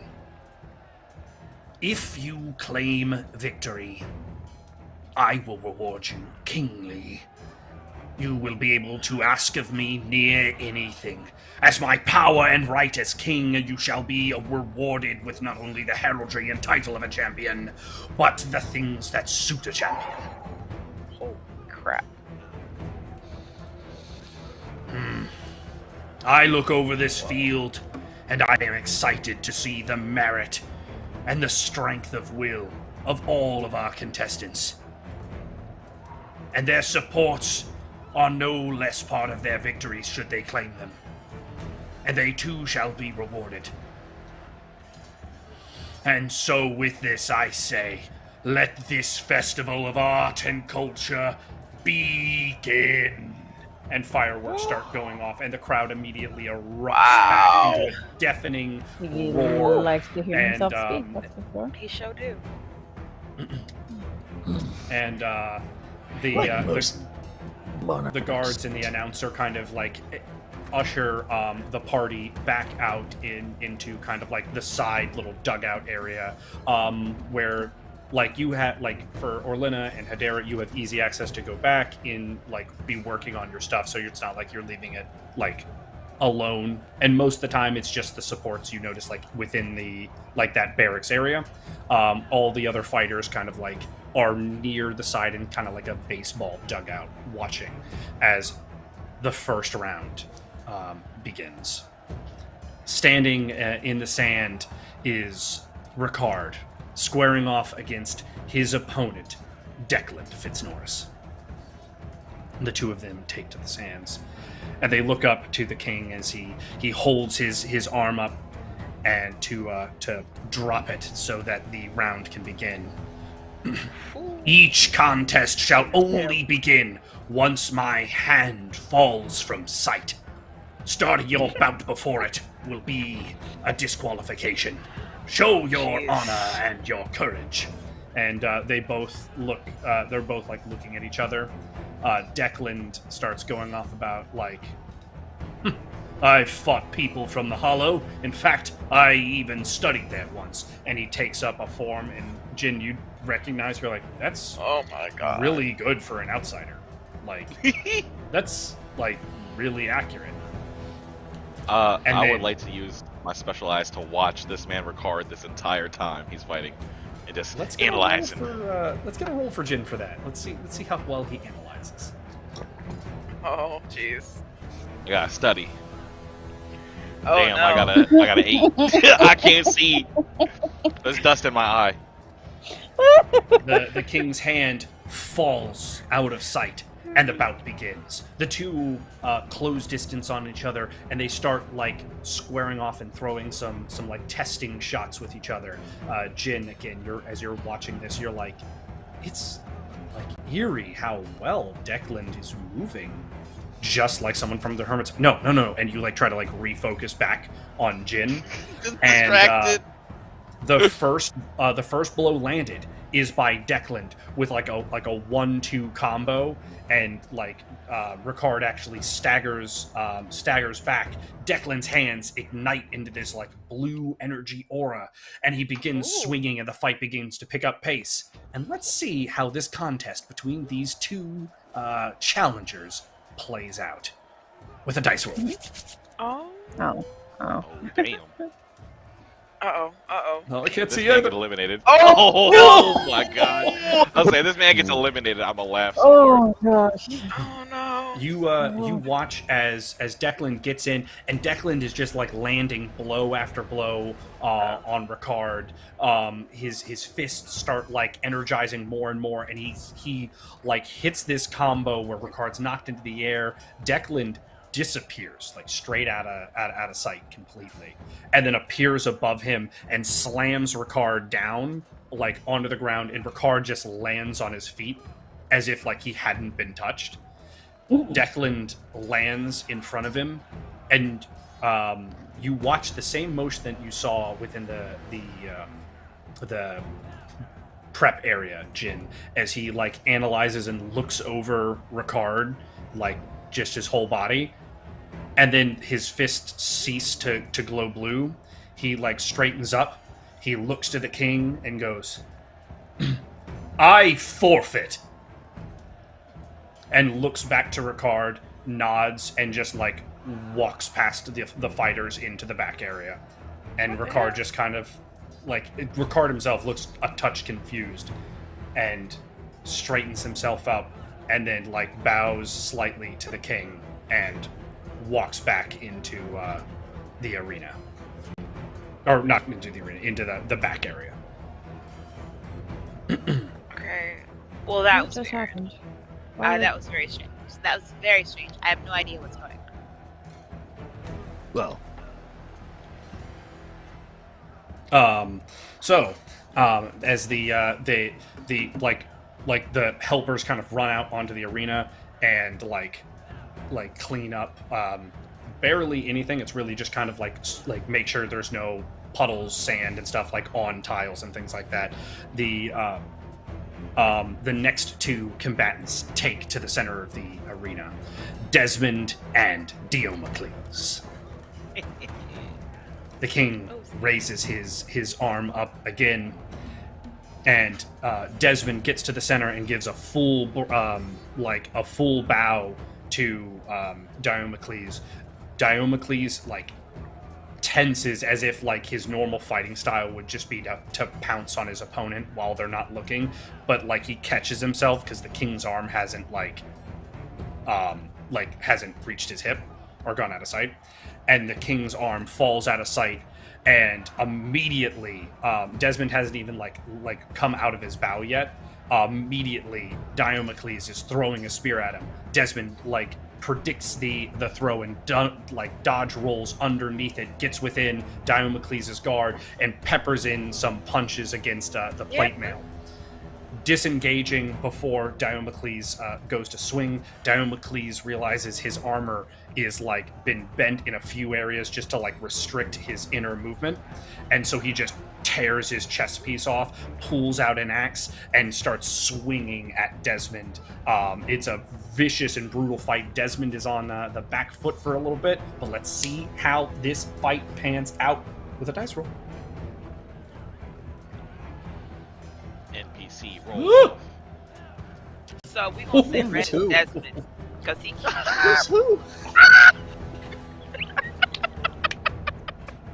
So the axe. Red is Desmond. The axe begins to be get closer and closer, and then whatever you can hear the bated breath of the audience as what looks like the axe head coming right down on top of Desmond's neck, and then at the last moment Desmond rotates his shoulder in and the haft of the axe hits on his skin. He pops the axe out of Diomocles' hand, sweep kicks Diomocles, kicks him backwards a little bit, and then as Diomocles is trying to get up, he looks at Desmond and he's like, "Don't turn your back on me, I am," and the haft of his axe clocks him in the head as it's falling, and he's stunned, and Desmond takes a 2-step back towards him and hits him with a back kick, and Diomocles looks for a second and then collapses back onto the tile. That's my friend. That's my buddy. And as Desmond wins the bout, you see him he's yes, yes, and he immediately looks over at Jin and he points at him and he's like, yep. And he comes this. Back over. Diomocles gets up and he's nursing a head wound. He's bleeding quite a bit, but he walks back in. He's just pissed and angry, and Desmond immediately just kind of comes and sits with the group nice, Jin. Oh, yeah, did the move. Next up is John Black versus Roscoe. That's a Samuel L. Jackson versus. That's what I said the first time. Samuel L. Jackson versus Idris Elba. Right? Oh my god. That hairline is killer. I know. Yes, Vegeta, get out of here. The king's arm raises to the sky once again, and both Roscoe and John Black are talking to each other in the center. Roscoe is just talking about how I've known fighters like you before. You're not gonna get me with your tricks. You ain't seen no one like me. And the king's hand fades from view. And immediately, Roscoe jumps forward and punches. And Jin, there's like a second where, like, as you're watching him, his punch like disappears as it accelerates too quickly for like you to like catch at the beginning of the fight. But his fist just goes right through John Black, and then, like a shadow, John Black isn't there. And then John Black is behind Roscoe with a flurry of blows that hit the combatant from behind. He stumbles forward. He throws out a kick from behind, but again, it's just a shadow. This time, though, Roscoe's ready, and he turns and he blocks John Black's next assault from his blind side. And he looks at him and he's like, "I've told you I've seen fighters like you. But let's see if he's seen enough of them with a dice roll." Oh. Vegeta versus Right. Idris Davy Jones. Yes, he has in fact seen seen fighters like this. Idris Targaryen. And with the block, he turns it into grabbing John Black. And John Black immediately is starting to try to, like, he goes into trying to, like, get the hold broken, but it's just, like, turning like a cement, like, it's just, like, locked on there. And you note that, like, you can see the magic that he was using to, like, disappear, trying to activate, but it's like he can't do it while he's, like, rooted to something. And then Roscoe hits him once in the face, and then prepares a second, and he's like, okay, fine. Just not in the face. And he tosses him down to the sand, and he looks up to the king, and Roscoe wins. Yeah, Idris All right, Targaryen. Handel. That literally is Idris him. Targaryen. That literally is him. Yeah. I just see Heimdall. Like, Heimdall sees everything, though, so that's why he saw him moving. Next up in the arena is Jin versus Miles Maceborn Duncan. Oh, Lord have mercy. Is that the redhead guy that talks Crazy to the one. mace? Yeah. Yup. Uh-oh. You gotta make it. You get to the sands, and again, the king's hand raises to the sky, and Miles looks at you, and he's like, "My name's Miles Maceborn Duncan. This is my mace, and I'm gonna dunk on you." My name's Jin, and it's a pleasure to fight you. And he's gonna go to do a bow. You know, the old. I mean, all right, fine, I'll be respectful. And he, like, Okay. mimics your bow with the mace. Thank you. And the Take a king's stance. hand falls out of sight. Miles Maceborn Duncan immediately jumps at you with just a massive baseball bat swing. Oh. What should I Jin's gonna go for an athletic dodge and shorten the distance, try to get inside of his swing. do? Okay. All right, let's see that roll off. Let's see Jin versus Miles Maceborn Duncan.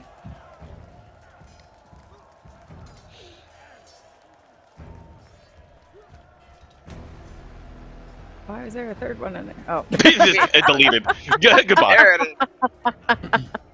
Ooh. And you like, as he's swinging, like the bat kind of like starts to correct itself, but you've like sped up just enough to, like, he still hits you like with his like wrist and like forearm kind of area, and it like staggers you a little bit, but you miss, like, the mace is technically behind you. I would like to use one of my skill forced actions, and I'm just gonna beat him up in his chest area with a bunch of punches. All right. So, with this forced action, it is a non-defended action from our opponent. So you will not be rolling your d20. You will be rolling a d10 that represents a minimum roll of 10 and a maximum roll of 20. Let's see how this undefended action plays out. Oh. Okay. Fancy. Nice, very nice. Immediately, your blows start hitting into Miles Maceborn Duncan, and you can just tell he's like and he's like wincing hard, and he like staggers back away from you very heavily. Get him. I'm gonna close distance, and when he staggers back, he's gonna stop punching so he can close in. And he's gonna try to kick the mace out of his hand. Just send that thing out of here. I like it. That's Let's fun. fort check for Miles All right. Maceborn Duncan to see if he recovers in time. No. All he right, doesn't. an undefended action for this disarm. Let's see an undefended action for Jin. Get him. Hey! Nice. Nice. Look at you. So you Good go rolls up for and one.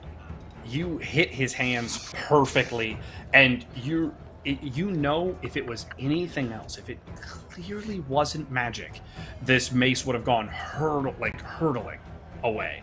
But instead, he loses grip, and the mace like starts momentum and then just stops and falls to the sand. Okay. So it's out of his hands, but it's like 2 feet away.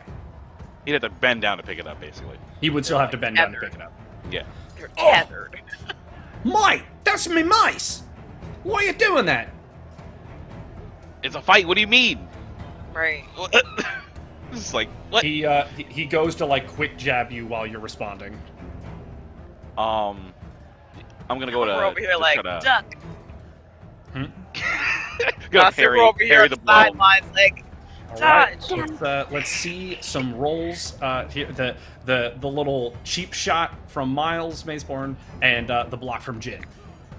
Good. I feel like we'd be on the That's sidelines like, hey! Yeah. Oh. The tie again. That's hard. So he sends out his fist while you're talking, and you're like, oh, and you're able to get your hand up just in time, and it like bops you in the nose a little bit, but like not in any meaningful way. But he's already like jumping for his mace. Don't let him get it. I'm Let him get it. gonna try, and I'm just gonna kick this man in his body as he goes down to get the mace. So one of the things that's happening is like, so you go to kick, and someone from the crowd starts screaming over to Miles, and he's just barely able to like roll away from the kick in time. And what this is the start of an epic encounter. Counter. I knew it. For the duration of our arena event. Once during the event, a fighter support character Oh may my interrupt gosh. the battle to deliver a monologue to inspire the fighter for a narrative bonus. Oh my gosh. But once during the whole tournament, though. Once during the whole tournament. So no pressure to pick the right moment. But you know. Okay. But so Miles Maceborn Duncan lands, he's not near his mace, and he scrambles back to his feet, and you can tell he's just like eyeing his mace like, can I get that? Jin's So gonna who's pick it that up and throw it to him. He's gonna give it to him. What? Us. You What you are pick you it up, doing? and you like go to pick it up casually, and you're like, oh my Oh. goodness. Ah! And you toss it, and he catches it in one hand. His brother's Thor. All Why- right. Are you ready to do this, Matilda? That's a good plan. Let's go for it. And he jumps forward with his baseball bat swing again. Bruh, at this This- point, you might deserve to lose. I ain't saying nothing. Hey, look, it's sportsmanship. Jin is that guy, all right? And if he loses because You of had it, him. and he knows it's his own You fault. Had All right, him. y'all ain't here. Y'all can't. I can't talk to you. I'm gonna. We this time are. he's We're gonna go- standing on the sidelines. He's gonna go for distance this time. He's gonna back up. Okay. You gotta back up. Let's roll off. Let's see how Jin disengages athletics. I swear to God. Okay. Okay. You're able to disengage more than easily enough. There's enough room within the arena. His swing is wide, though you do notice this time he was swinging for kneecaps. Like his bat comes or his mace comes swinging low, and he was Going trying for to the money. hook one of your knees. He lands in his strike pose and just immediately lunges back in with like a backhand. Okay.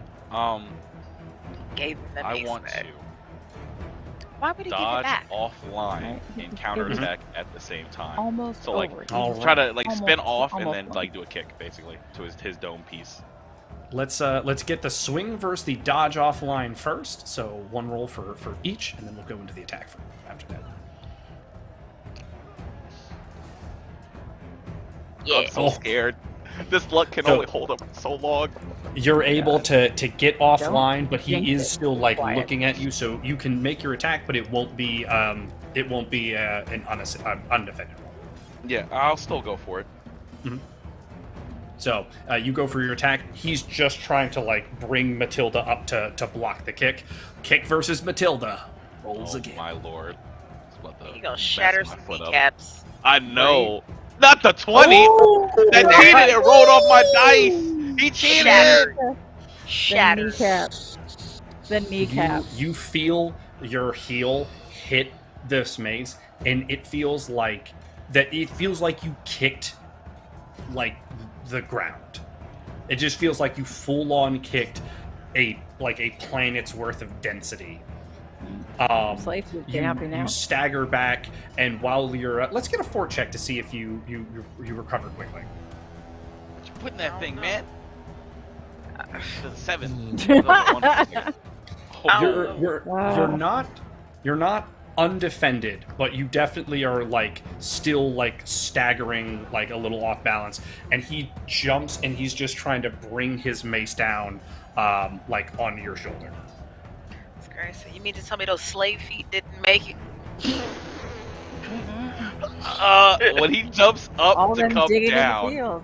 Can't help him now. Oh Lord have mercy. I'm gonna try and rise to meet him before he can complete his swing.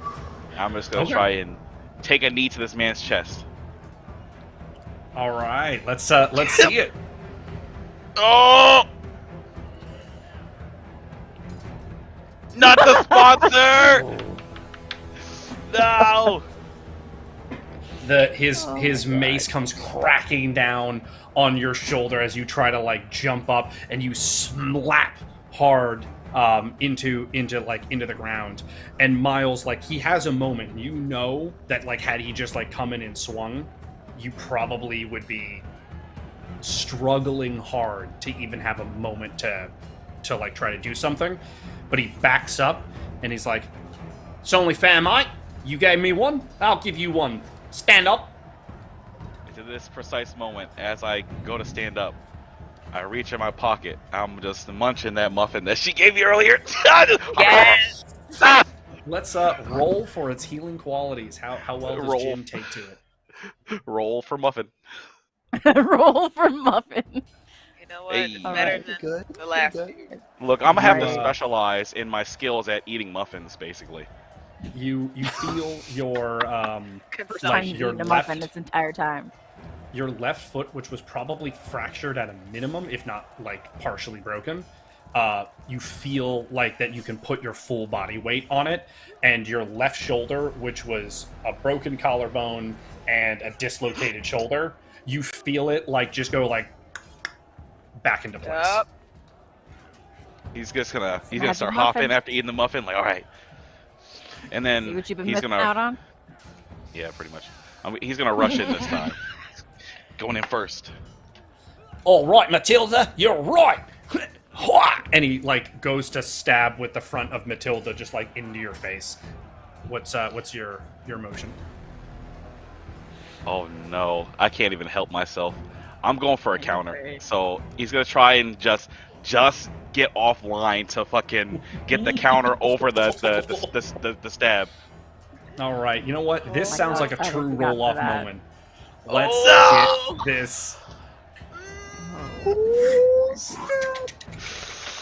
Oh no! Ah! Matilda!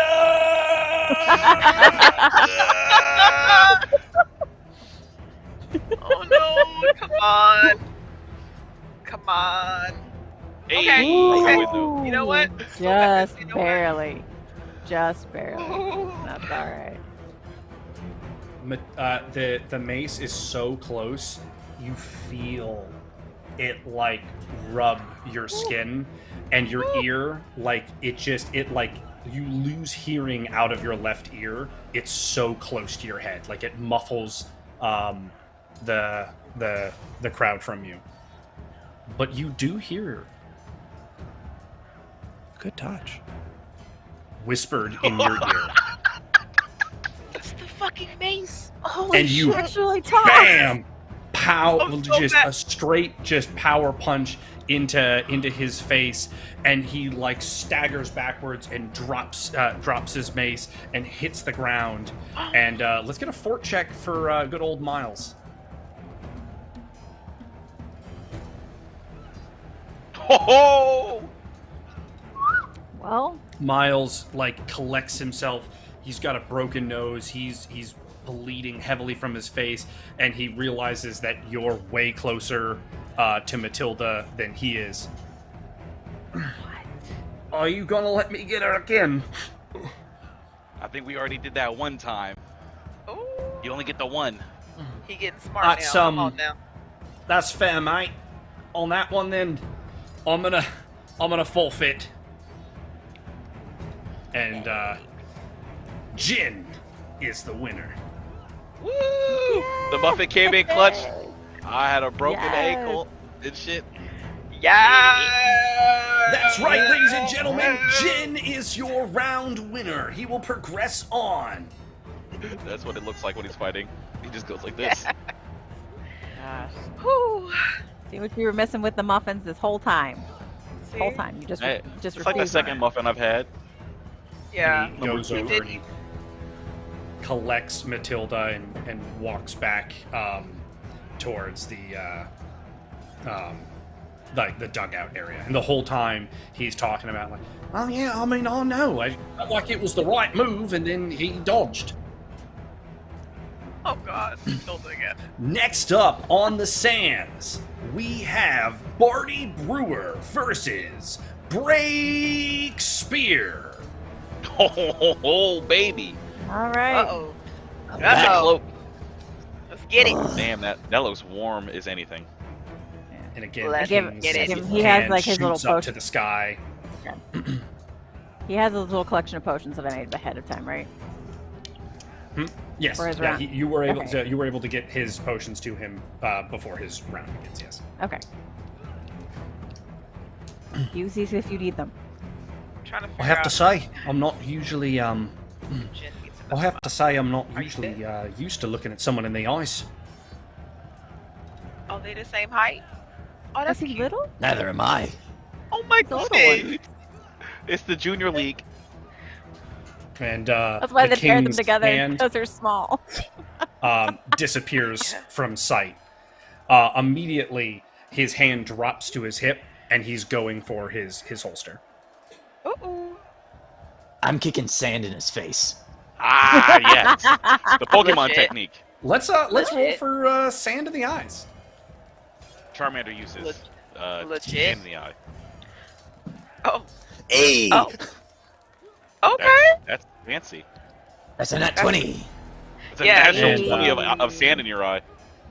He like It's all the he sand pulls in his his eye. hands up in time as like you like pull your foot up and like kick the sand up, but you realize though like his guard's already dropping as he's like preparing his attack. So as you're like turning from your kick, you have your tail come around and slap the sand back up again, and this time it catches him right in the eyes, and so Get he's him. like, "Oh, I can't believe you!" And he's like staggering backwards. I go straight in immediately and go for his arm that's reaching back for his gun. I am trying to hit that shoulder with my fingers, like knife hand, straight to that shoulder. Chop. Let's roll a perception check Stab. first for Barty Brewer to see if he gets to react to this based on anything other than his eyes, as they are sand. Judo chop, judo chop. Breakspear Oh. is vicious. He said, I'm about to take your shoulder No. from you, boy. Which means that this is an Like a undefended no. action from Breakspear for this attack to go into Barty Brewer's shoulder. That's nasty. Get him. You know what? It's not like the strongest attack, but you're able to jump and like plow your like fingernails about like a few like quarter inch in, and like you're in his shoulder with your right arm. If that's the case, then I'm going to take my right leg. Sorry, left arm is going to go for the back of his neck. Right leg is going to come up and go for his ankle, and then trying to twist him down as I'm like kicking and twisting him down towards the ground.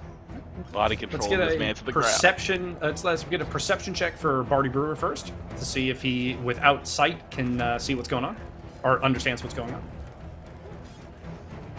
Oh. Dang, the wall. This will not be an uncontested roll. So let's check with the roll or for Breakspear's roll to take him down, and Barty Brewer trying to fight to stay on his feet. No. Oh, that's not what I wanted. Okay. He's able to like keep his feet, like you get your hand behind his head, and you're like trying to like get him to move, but your attention is pulled to the fact that he's starting to get his like weapon out of his holster, and so you're not like as focused on his feet. So you're standing there like this now, and he's trying to at the elbow like elbow wrist twist his pistol out. Okay, at that point I rip my fingers out of his shoulder and go for an elbow to the jaw. Okay. He's going to continue trying to pull his firearm out. Let's get another roll for our fight. If I can rotate with rotation towards the outside. Oh my god. Oh my god, the 3 is not my friend today. You have become. Like gin. I know. He pulls out and he fires, and his first shot hits like the sides of your scales, and the party, more than Breakspear even, you see just like shards of like scales just like flutter and like impale like parts of the arena. Some of it even piercing stone with the rate that it hit at. And Breakspear is bleeding, but not like super heavily, but he is bleeding from his side. As roll me a fort check for Breakspear real quick. My boy. So not a three. You're still standing, and like you're like you don't like collapse or anything, but Barty is able to like stagger backwards and like get out of like indirect melee combat with you. And let's get a roll for Barty to see if he's able to recover from the sand in his eyes. Can he desand his eyeballs? No. All right. No. So you can tell he's like squinting to the best of his ability, but he's still like this sand is in his eyes. He's still like wiping at it. But he is, to the best of his abilities, preparing another shot. Breakspear, green potion. Drink the green one. Does that use the Is this meant to be a once a tournament shout out, or are you just giving it like yelling advice from the crowds? I'm just yelling advice from the crowds. As like his little helper. Let's get a perception roll from Breakspear to see if he can hear this over the roar of the crowd and his focus on his opponent.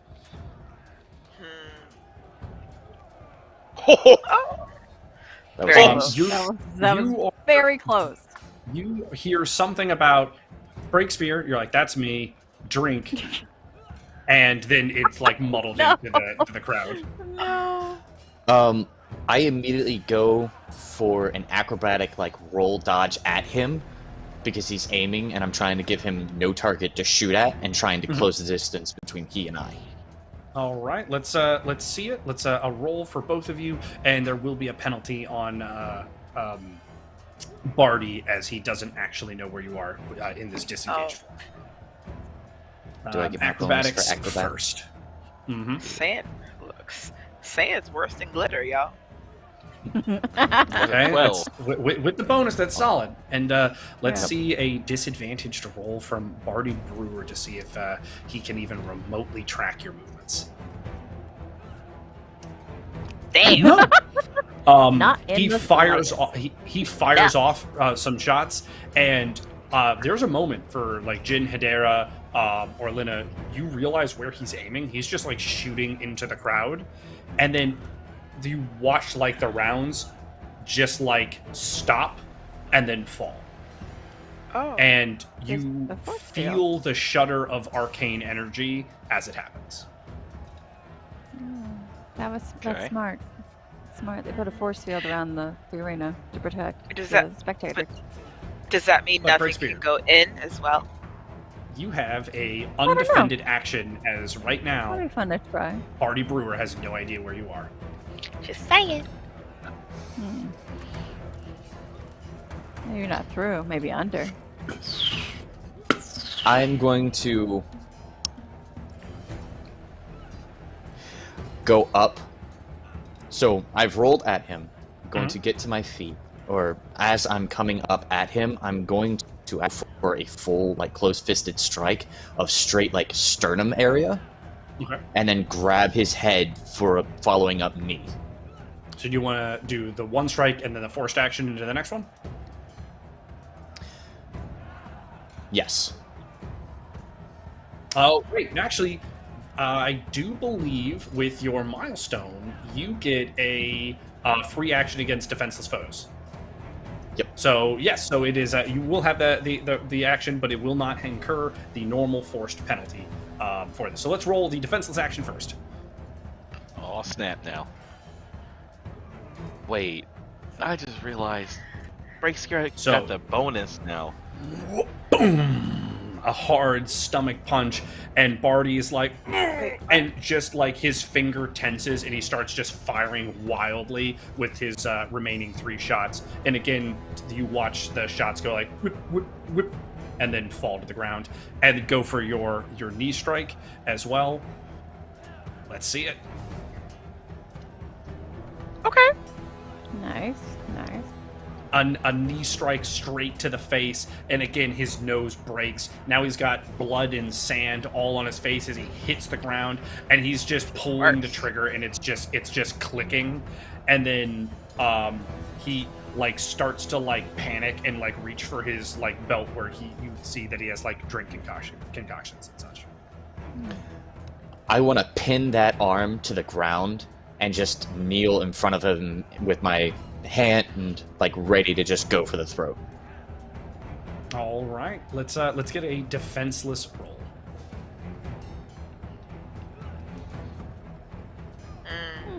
It's not the most convincing thing. Like it's not like this cool like you step on his hand and stop him, and then you like put your blade, your like claws to his neck. You're like, no, stop it, and he's like, and you're like, you like struggle with him for a bit, and then finally you like hit him in the head, and then like put your like make sure he like feels your claws as you like hold his hand, and he just starts going, yeah, I yield. From And with that, ladies and gentlemen, Breakspear takes his round That voice. Yay. between Barty Yeah. Brewer and Breakspear. Breakspear wins. Barty bitched out. Hey, That man had no That's fighting my boy. skills. All he was a shooter. That didn't help Also- him out. No, I had an no epiphany fighting during that skills fight. whatsoever. Next up What? into the sands of the arena is Violet versus Skem. I'm gonna see this. Mm-hmm. Just gonna talk him to oh death. crap. I don't want to I have like- to fight Violet. I like them both, so I want to know. Look at You him. don't want to fight. Of course, you don't want to fight Violet. The king's arm shoots to the heavens, and the two combatants are looking at each other. And Violet's just like, "I wonder where you got those tattoos. Where did you get those tattoos? Are you going to tell me? You're probably not going to tell me. We're about to fight. I guess I should get ready for the fight. But I guess I've been getting ready for this fight the whole time. Have you been getting ready for the fight this whole time? How could you possibly think that you're going to fight someone like me? But I guess how would I know that I'm going to fight someone like?" And while she's talking, the king's arm goes down, and Skem like jumps at her and swings. Violet like contorts, and it's very much like watching Indigo move, only when she like jumps and stands back up, her hand flourishes like in front of her, and like this like almost like stars appear in front of her and start raining down on Skem in large arcane explosions, and then she lands on the ground and she spins and like pulls her hands around her, and like ribbons almost appear as if she's like bringing them into like to being, and flings it over at Skem. Skem looks at her and holds his axe sideways, and the blast like just impacts onto him in this explosion of color and arcane might. And let's see whose attacks prevail with a NPC roll off. Dun, dun, dun, dun, dun. Oh! Oh no! Wait a minute. Skem? What? It was so good to the 8. It cheated.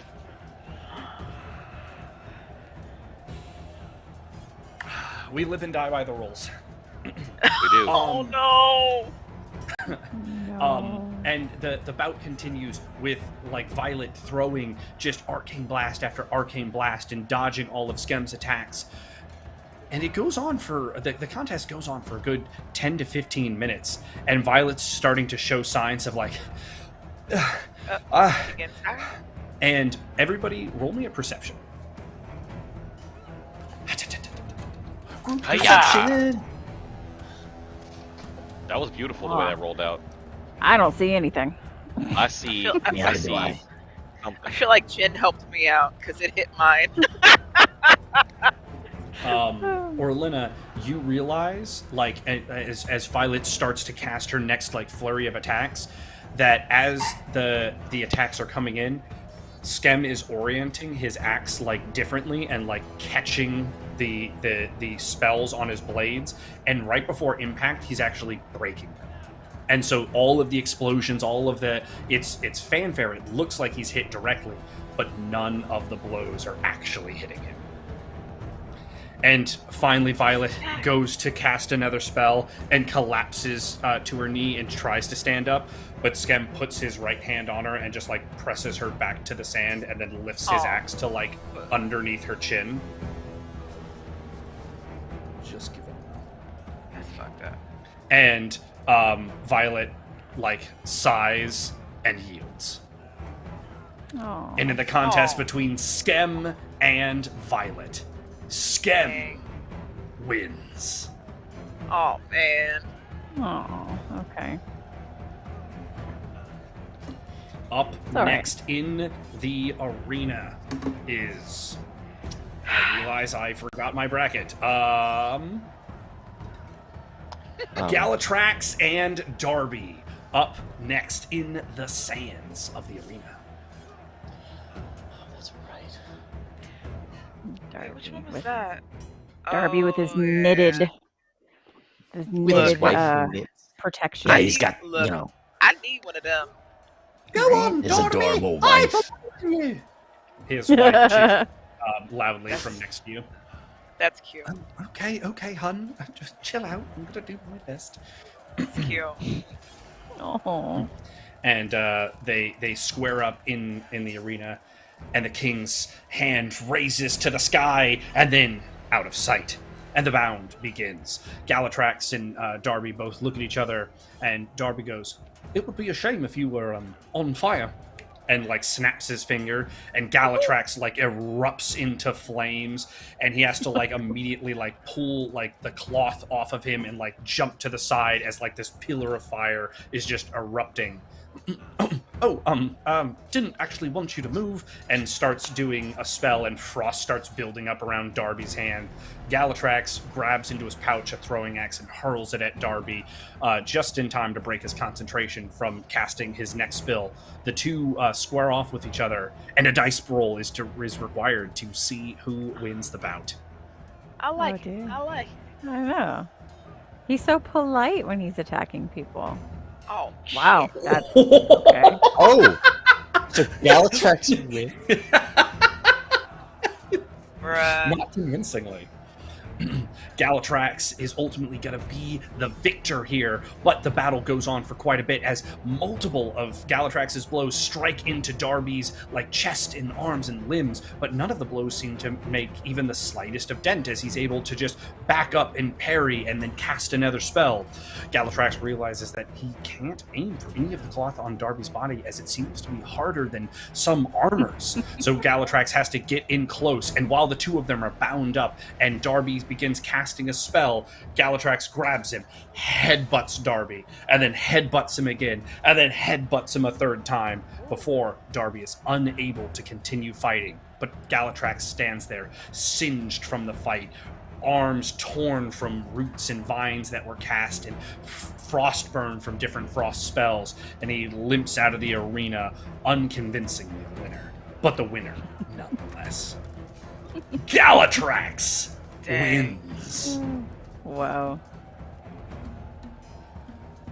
He don't look happy about it either.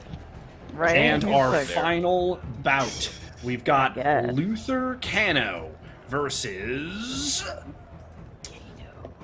Pebbleguard. I know, right? It's not very threatening. Compared to Luther Kano and all those other names, hell no. Yeah, right. Right. Luther Cano. That's an impressive name versus Omir Pebbleguard. Oh, I mean, Peter, Omir's not yeah. bad. It's like I don't like the way he his looked, great though. great grandfather. Luther towers over the small dwarf.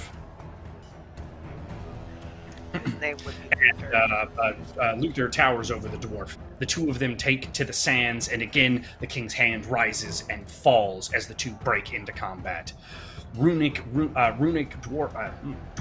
runes erupt on the weapons and armor of Omir Pebbleguard, while the armor of Cano seems to be building up from a divine energy within him. The two begin to trade blows, matching weapon to fist and fist to armor. But who's got the tougher wares? Only the dice know. Maybe they don't know, but they'll decide. We're gonna find out. Bruh. Oh, I just saw the 6 on the blue dice. Hello? The two meet in combat multiple times, neither finding the better of each other until one blow strikes. A hammer is met by a fist, and a hammer shatters.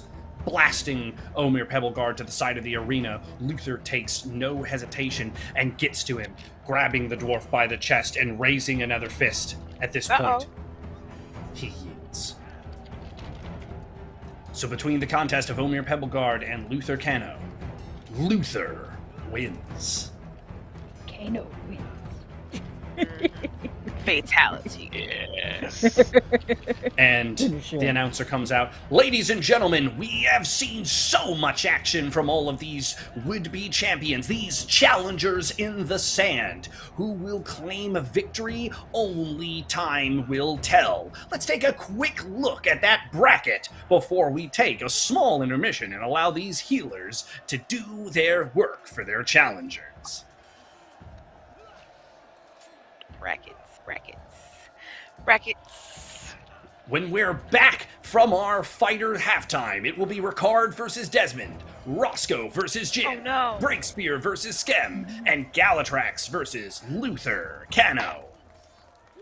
All of this and more when we're back from our break. And coincidentally, we also will take a short intermission, allowing our supports and our champions and our dice rollers to get a little break. So we will be back in just 5 minutes to find out what happens next in the ceremony opening arena bouts. Whew.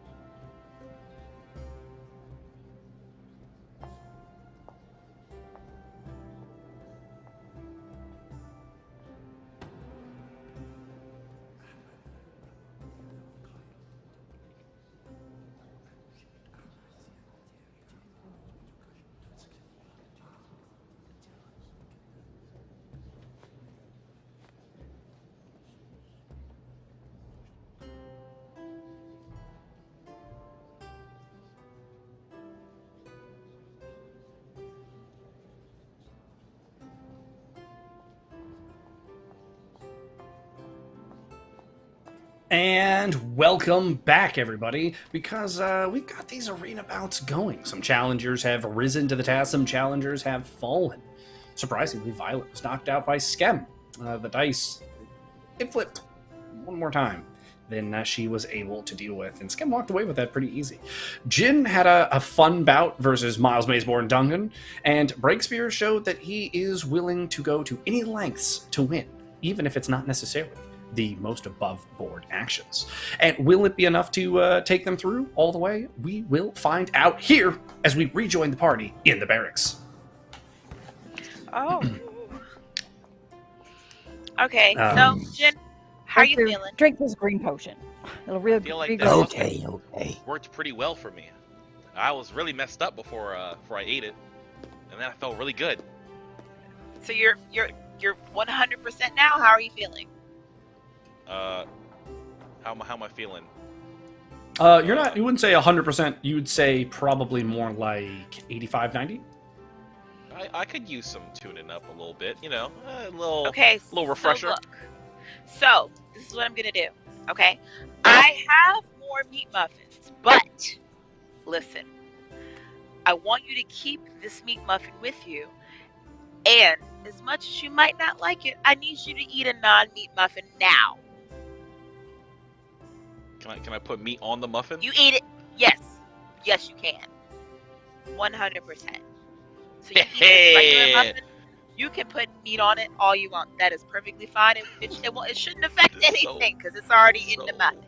So disgusting. Okay, I'm gonna go in my pocket and get some pocket meat to go with this muffin. Yeah, I need you to not say it's disgusting while I'm near you because I made it and that's offensive.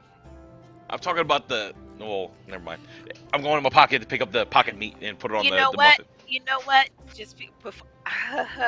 You don't necessarily have to use pocket meat because I bought meat for the muffins just for you that I did not put in my pocket. So, while you're saying that, Jin's gonna bite the meat and start chewing, and then break off pieces of muffin and throw them in his mouth. That's, you know what? Whatever works for you. As long as you're eating it. As long as you're eating it, so you can. Okay.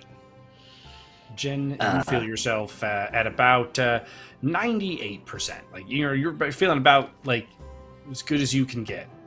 Pretty with good. With the potion you had, Breakspear, you would say that you're about 92%. Your wound is healed. You're not bleeding from the shot. You're still missing scales, and all in all, you're still not in tip top condition. But as far as the best you can be currently, that's about the best you can be currently. Got a question for you, Hadera. Mm-hmm. You know that glaze that Elena had on her knife that one time? The one that made the giggly. You wouldn't happen to be able to recreate that, would you? Yes, I can. We didn't Can I get a do little that bit last of it? time. We didn't recreate We it? did. I thought we did. No, we did not. We You didn't can get that attempt far. to. All the way there. You got to the point where you have seeds, and you feel like you're along the path to being able to recreate it. However, this is cinematic epic. You're always welcome to try. You got your little plant station. I do. This is All right, true. I will go ahead. And Let's I will. get a roll for Try. Hadera. Oh, God. Yay!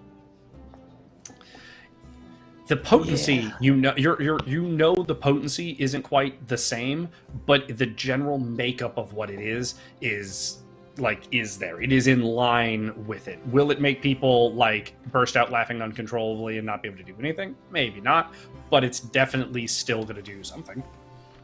Okay. I'm mad she kept my goods. This is mine. Can I get a little salve of it? I'm gonna make this. You Gonna make it fair. You have Make to it While Put this it is on. happening, the fighters Desmond and Ricard are called out to the sand. Desmond comes up to Jin and he raises an arm to forearm tap. I would You just going I'm there. coming with you. I'll walk you out. Oh, he going there. So is there anything that I got to keep an eye out for? I don't know what he does, but it's not normal. There's some. I don't even know how to describe it. He was power punching us last time. Like some energy was coming out. I don't even understand what he was doing. Okay. Well, in that case, and he reaches into his pocket and he pulls out a symbol from the Hermit's Hollow, and you know that they are like patches, not for like your gi, not for your outfits. They're like basically like temporary skin marks that you put on to like boost an attribute of yourself, and they're very sought after. They're not a common thing, and you know that they're also extreme. Like they have been known to have side effects on the post side. And he pulls it out and he's like opening up his shirt to like put it on. Well, where'd you get that thing from? I haven't seen one of those since I was at the Hollow. I did a couple missions for some of the council, and this was the reward. And if Ricard is half of what you say, I think I'm going to need it. Yeah, normally I would tell you not to put that on, but I think you're going to need that for this one, my boy. I don't know. These guys. He puts it on.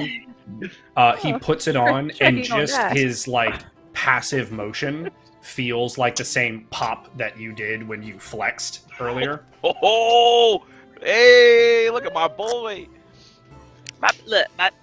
My new boo's Ye- fancy. Even without your aura sight on, Hedera, you can like see his aura. Mm. No one else sees this, just Hedera. But like you're like, I usually have to decide to see an aura. And Desmond Right. walks out into the sand. So swole that we can't What happened? unsee him. What happened? What did he just do? He had this special patch from the Hollow. It can really boost your abilities, but it can have terrible consequences on you later.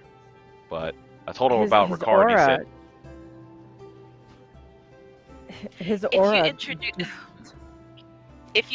me to him, I can help him later. Ladies and gentlemen, boys and girls, everyone from every nation that is here to watch these fights, we've got the beginning of our next round coming at you with Ricard versus Desmond. The two fighters take their place in the sand as the king's arm rises again to signify the beginning of the bout. Look at His arm rises, his arm falls, and the two square off, and immediately Desmond closes the distance and starts striking on Ricard. Ricard pulling up some blocks, barely able to keep pace as Desmond continues to move faster and faster with his bonus. His chest mark is like glowing bright enough that you can see it through his shirt as he swings, and he lands a punch on Ricard's face, hitting his mask that you see at the tiniest crack form on Ricard's mask as he flies off onto part of the arena. Ricard jumps into the air and pulls out a scroll that looks pseudo-familiar to some of the scrolls you've seen him use in the past. He uses it, and he himself seems to erupt in a violent new energy. And let's see whose energy matters more. With an NPC dice roll-off. yeah, I knew this guy was Oh, cheating no. this whole time. Oh, I no. knew it. Oh no! He rolled a 19! Oh my god. Oh no! That ain't even right. That ain't even right. Is that's a 30, right? Is that a 30? That Oh, man. is a natural 30 from Ricard. That ain't even right. My boy. Told you, you're gonna die. Please don't die. Look, stop saying that. Stop it. The two begin to trade blows. Even with this new energy from Ricard, it seems as Desmond is able to keep up, trading blow for blow, punch for punch. Constantly, the two are getting back up from blows that feel like they would cripple any of the other fighters that we've seen thus far in the competition. They begin to trade combat again, and then Ricard moves from a punch and swings in and shatters the symbol on Desmond's chest. Desmond goes flying back into the arena. Black arcs of energy start shooting off from his chest, and he's writhing in agony. But he rises. And he looks over at Jin. Don't do it. Don't do it. Roll off between you and Desmond in a battle of willpower. His want to continue the fight and you willing him to stop. Oh man. You gotta tell him, Shrek, you gonna die. Hey, Damn. do it, Okay. That's my boy. As he's locked eyes with you, this aura, he looks back at Ricard, he looks back at you, and he just starts to sob as he falls to his knees, and he raises his hand in defeat. Aw. Hey, but he didn't die. But he didn't Ricard, Oh, he would have died. Ricard looks at him and gives a hand gesture that only Jin reacts to, which is basically a mark of no respect. And Ricard walks back into the arena. Or walks back into behind the arena. Oh, now I gotta. Desmond is so, broken sitting there that it's not until, guards come and, pick him up and drag him out of the arena that he is ceases to be there. Oh.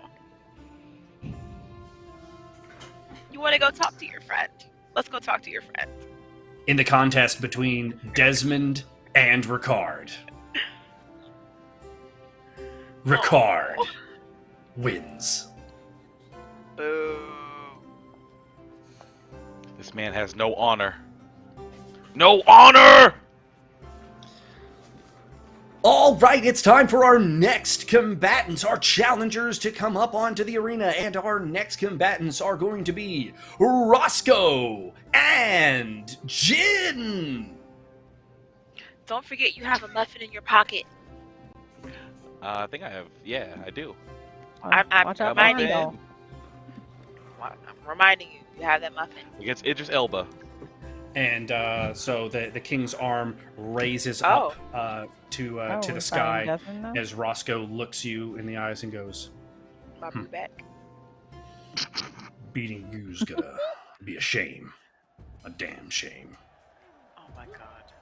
I can't And afford they- to lose here. The king's arm vanishes out of sight, and Roscoe jumps forward with a power punch right to your face. Oh. I see. Uh-oh. Well, I would like to sway out of the way of his punch and send a punch back at his body. Roscoe, well, let's roll Roscoe first for this one, as his swing is coming in at you.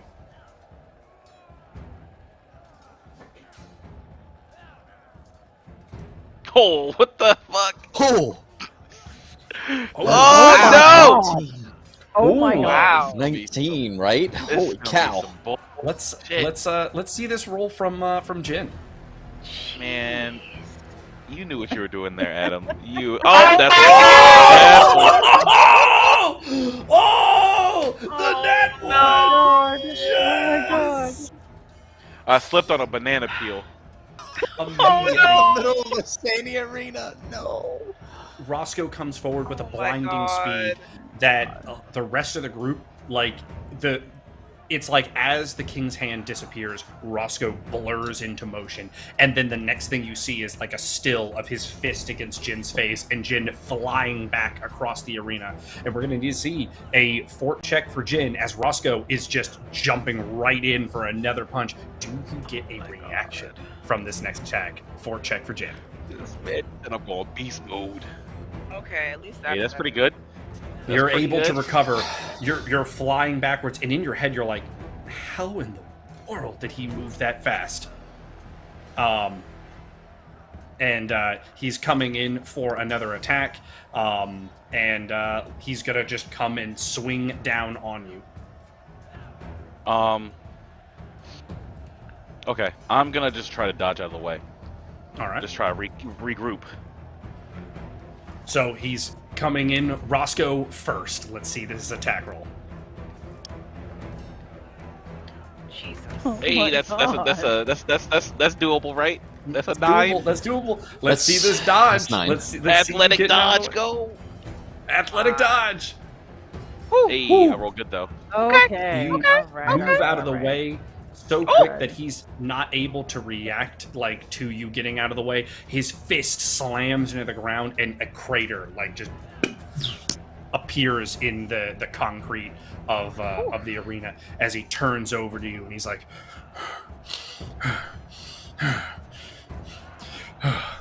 "Come on then, let's do it."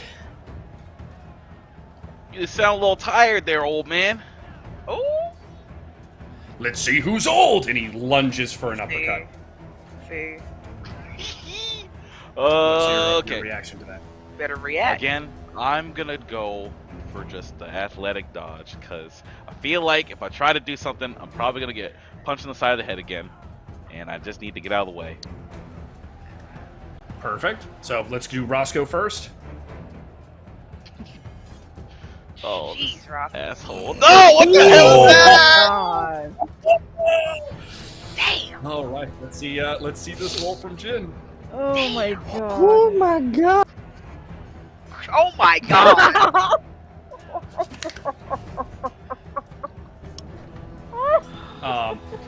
It's you see Roscoe, like Yeah. he's slow for a second, and then he like exerts himself and speeds up and just catches you right underneath your chin, and you go shooting into the air. And we're gonna need a fort check for Jin here again. God. Oh boy. See, all your Jin- rolls are gone. Jin is in the air, but as he's in the air and he's like, you're like blurry vision, like you're like hearing the crowd, you're not hearing the crowd, you taste blood in your mouth from the impact of his fist. The rest of you notice that Roscoe like kind of like goes like he's gonna follow him up into the air and then like stops and is like and like catching his breath, and now instead is like awaiting Jin to land. So we're gonna see one more fort check before you hit the ground, Jin. Let's see a fort check to see if Come on. Shit. I was gonna say if I God. do well, I was gonna do an action, but Jin Oh, slams into the tile of the arena, and while he hits and he's bouncing in the air, Roscoe is coming down with a fist to his face. And with that fort check, this is a undefended action that Roscoe is going to hit Jin in the face with.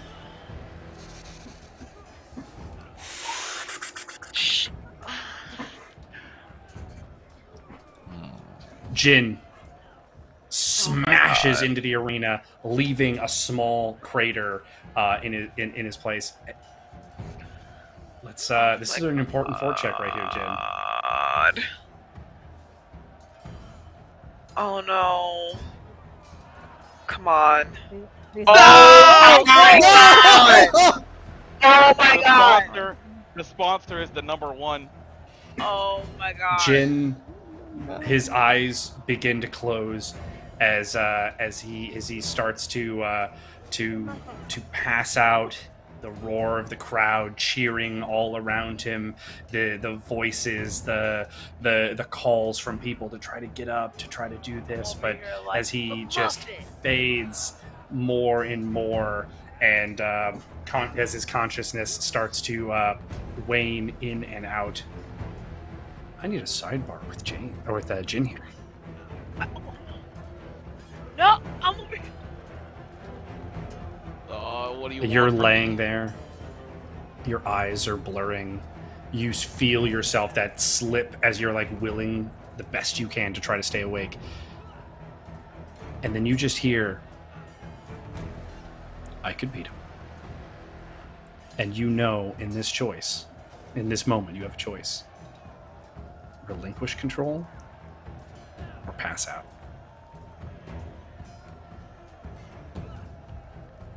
He ain't passing out.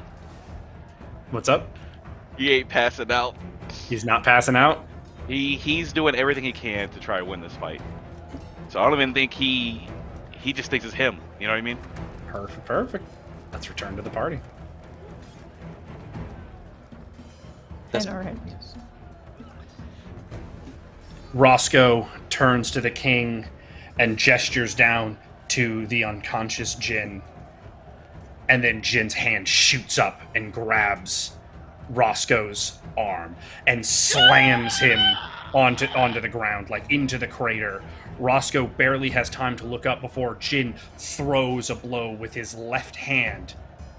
An undefended strike from Jin. Let's see the roll. Oh! Come on. Yes! Oh! Yes! That's Jin my boy. slams into Roscoe's face. He goes flying across the arena. Jin stands up and he looks at Roscoe and he doesn't hesitate. He runs across the arena at a speed that you haven't seen Jin hit before. Roscoe hasn't even finished bouncing and falling off the wall before Jin's on top of him.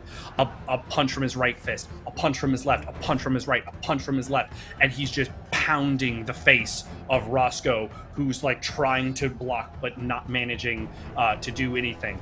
Jin grabs the right arm of Roscoe, pulls it out of socket, and then punches down again. Roscoe slaps into the ground. Get Roll him. perception for me for Orlena, Hedera, and Breakspear. What are we watching here? What is happening? I don't know. I still don't know. I have absolutely no clue. Is that 14? Yes, it is. Yeah, That's a 19 from I don't- Breakspear. I don't know what's Hey. happening. Clearly, I don't know what's You're happening. not a fighter. Orlena and Breakspear, you Just both look as you clearly see Roscoe open his mouth in what looks like he's about to say he yield, and Jin reaches with his left hand and closes Roscoe's mouth and then punches the side of his face again, and his head hits the ground and bounces. Jin grabs his legs and starts spinning him around before What is going on? he's spinning him, grabs his arm, hurls him into the air, and then brings Roscoe's back down over Jin's knee. Killed him? And Jin, I need a miscellaneous dice for Going Jin. on? He's straight Jin baiting killed this him. man. Jin He is did. Not the one! Right. Oh my god. As that.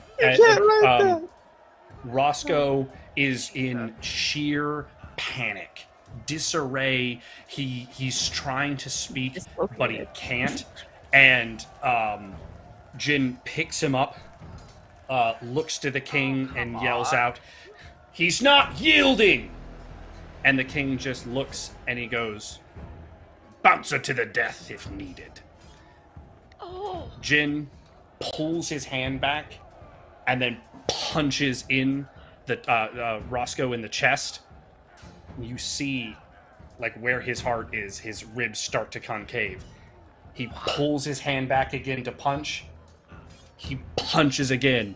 Roscoe is just sitting there, broken and defeated, but unable to speak.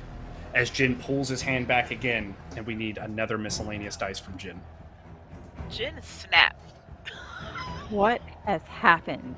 What Bruh. are we Jin's in witnessing here? control. What are we witnessing here? I don't know. At the last second, as Jin's fist is coming in for what would surely be the killing blow, sending that punch, that fist, those bones into Roscoe's heart, he stops at the last second, dropping his opponent to the ground. And finally, Roscoe whimpers out, "I yield." And then, Jin, you look Yep. down at your opponent. Something happened. What did he do?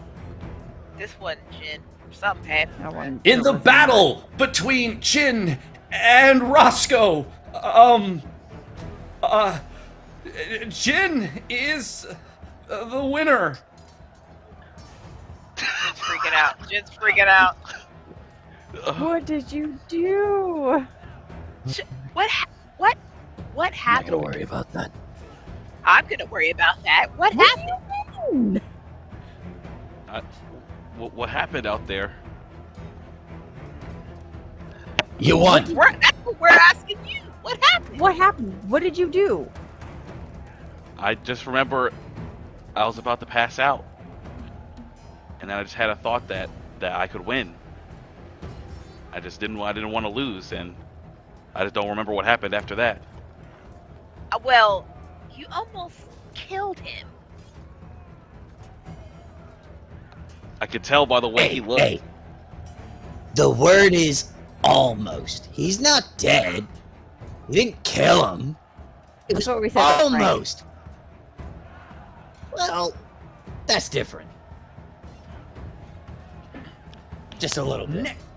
Next up in the competition is Or whatever. Breakspear versus Scam.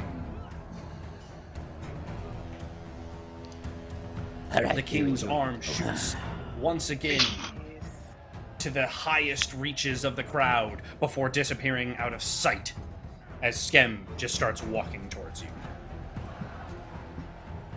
Oh. I had a quick question. The arena is like a true arena, so like walls, not much else in the center. Yeah, there's like a little like area of like sand and like there's other things like that, but yeah, it's kind of just your dome. But there's just more elements than traditional arenas would have had.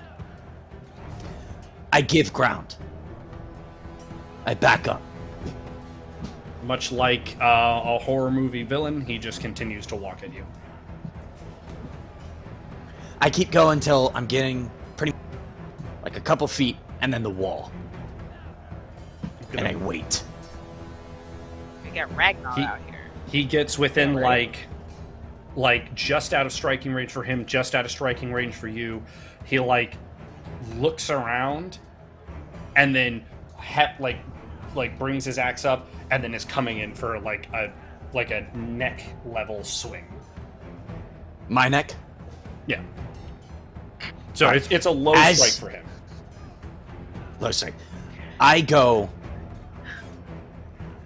over his strike. I go decide to jump up and over at him at face level. At his face level. To start grabbing the back of my hands to the back of his head so I can get my mouth open and on his throat. Oh my god. Well, let's start with this acrobatics dodge versus Skem's swing.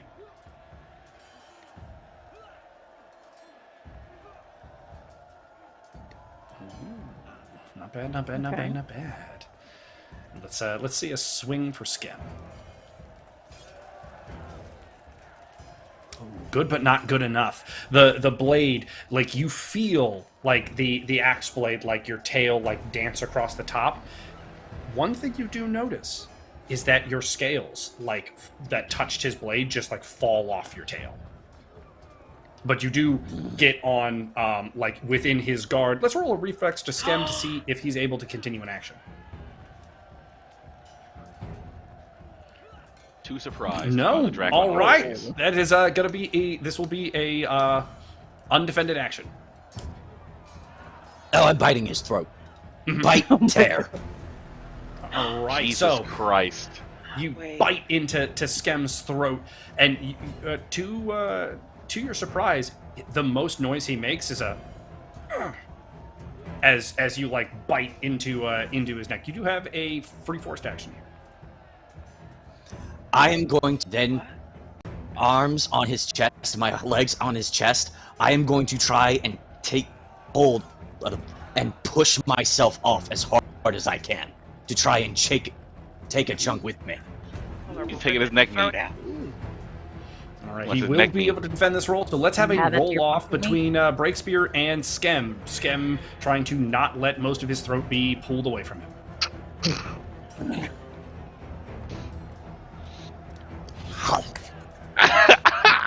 Don't tear my throat off. Stay near me, little lizard man. Oh my god. Get off my throat. Oh, That is a that's 20, isn't it? That's a nat 20. That is a 20. Yes. Look, I'm glad my sponsor left you alone. He's getting that You're throat. able to jump back, and he, like, to his credit, almost catches up with you, which again, like, surprises you a little bit, and you feel the blade of his axe like dance across like your scales on like your backside as you disengage, and you land, and he's bleeding so much from his neck that he has to drop his axe and like hold, and he just looks to the king's area and like does the best he can to signify a forfeit. But as he's doing that, you hear the clicking of your scales as they like fall off where the axe grazed you. That axe. I leave that thing alone. I don't like it. That's disturbing. I kind of look at it and like kick a little sand at it and like cover the edge of the axe because I don't want that thing near me. As you look at the axe, actually on the ground where it impacted, it looks as if the stone that it hit aged rapidly. Yeah. Yeah, I'm backing away from it. Nope. Don't know And what in the that battle is. between Breakspear and Skem, Breakspear wins. I now understand why Oh, he said almost kill, because he almost killed this man, and that was his plan from the beginning. See, when he was That was when effective. when he was fighting Violet, the axe was like It was absorbing canceling everything. out. It was canceling out. You didn't see that. I saw you. Oh, I didn't. I didn't see it. Oh. Oh, also, let's a perception check to see if the party noticed didn't see it. the axe stuff as much as Breakspear. I mean, I saw it the first time. yeah, you did. You'll have a mental bonus. I I'm not gonna forgot watch that I to be didn't see honest. I ain't even watching the fight. She said I forgot that I didn't see it. it. And I I'm almost still rolled a not one seeing again. anything. And Hedera's Jin wasn't paying attention to the fight as he has stated, and Hedera is too focused on Jin not paying attention to Take a notice nap. the fight. Just in the corner, just like, oh lord. While the setup for the final bout of this round is getting ready, let's get a just a general perception check from the party. What were you perceiving? Oh, Right. Oh, I see haven't that. thought. So I can see whatever it is we're seeing. I got a 2, so I Damn. don't see nothing Jin don't anyway. see nothing. That is about accurate. Jin sees Traumatized. I see these. That's what I see. Breakspear, Seems like a man. you would note that up in the the parapet where the king and stuff is, the king looks pleased with your not killing but near killing attack pattern.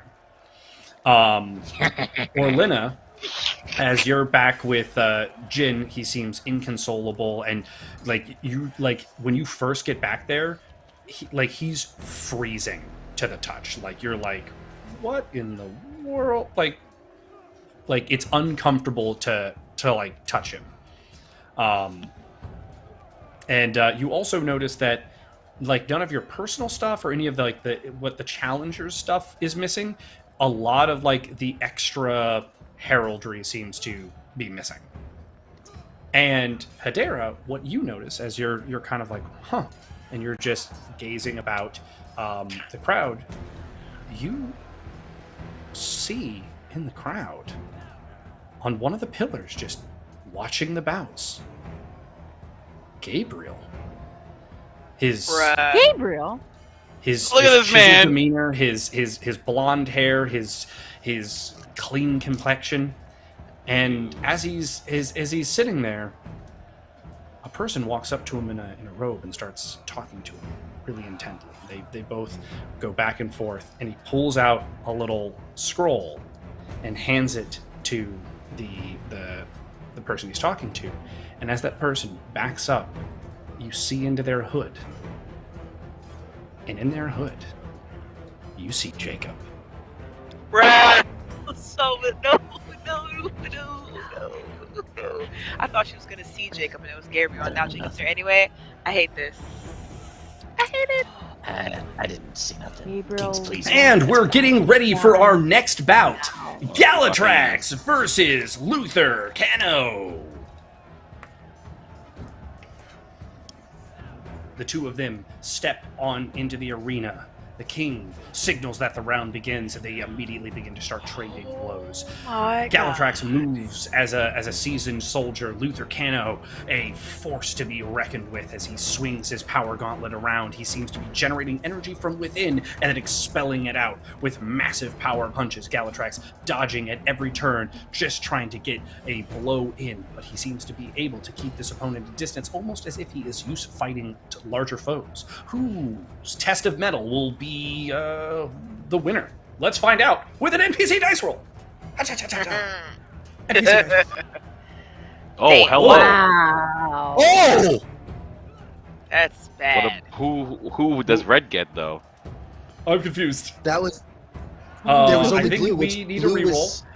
was- Let's get a reroll for our two combatants. Blue gets a pass. Galatrax Okay. still wins, though. I gave Blue 2 rolls. Oh well, that's unfortunate. Luther Cano starts to swing. Galatrax this whole time is able to duck, dodge. He takes a few major power hits. Most of his armor gets like ripped or torn off throughout the fight. However, Galatrax is able to just continue and weather the barrage. Orcs are known for their ferocity, and you see the blood rage start to rip inside of him as he starts to fight more and more ferociously. The two begin to clash fist to fist, head to head, as they just keep striking each other. Armor is rent and destroyed as it flies off during the bout between the two of them, until finally they both grab each other's shoulders and headbutt each other until only Galatrax stands. Luther Cano passes out in the arena. Wow. And between the two of them, Galatrax wins. Oh my god. He still just looks so unhappy about it. He's just Oh, like, so unhappy. here I am. Galatrax again." staggers, limps, bleeding from his face, multiple wounds, his left arm's broken, and he goes and he steps into the back area of the arena, where he has no support as he awaits the next round. Aw. All nothing. This- We're down to No, just a this is a few competition. fighters. That's true. The only fighters remaining are... Let's take a look at our bracket, in fact. Why wouldn't we just do that? We've got Ricard, Jin, Breakspear, and Galatrax. Only Oh one my of these God. combatants are going to be able to claim their chance. And let's invite those 4 combatants out onto the sands. All right, Jen, how you feeling? Oh, Drink God. this. Here, drink this potion. As, It'll regrow your scales. As Ricard I drink it. and Ricard just walks by, totally unscathed, ready to go. He looks more pumped than he did in the previous rounds. Galatrax limps by, having just finished his bout, and he is exhausted and just completely depleted. Breakspear and Jin join them out on the sands, and the king makes an addressment. We have watched these challengers fight. Some of them have shown us utter brutality. Some have shown us quick wit and the ability to strike a non-lethal but near-lethal blow. The ability to weather all battles, though they are bloodied. And just sheer determination, skill, and utter excellence.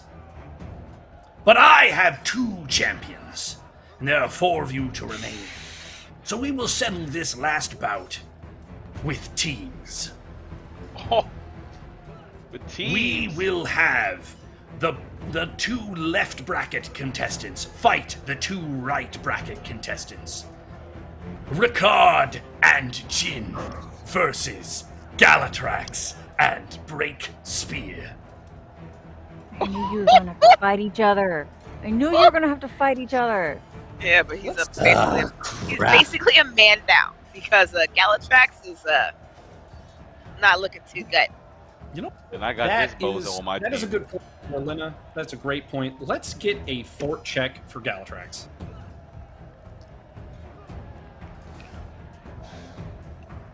Wow. Jesus Christ! My spawns are coming in strong. That Oh sounds. my god. I mean, he just got to a fight. He has no support. Sounds about right. Galatrax looks over at you, Breakspear, and goes, "I," Ooh. and collapses to the ground, out cold.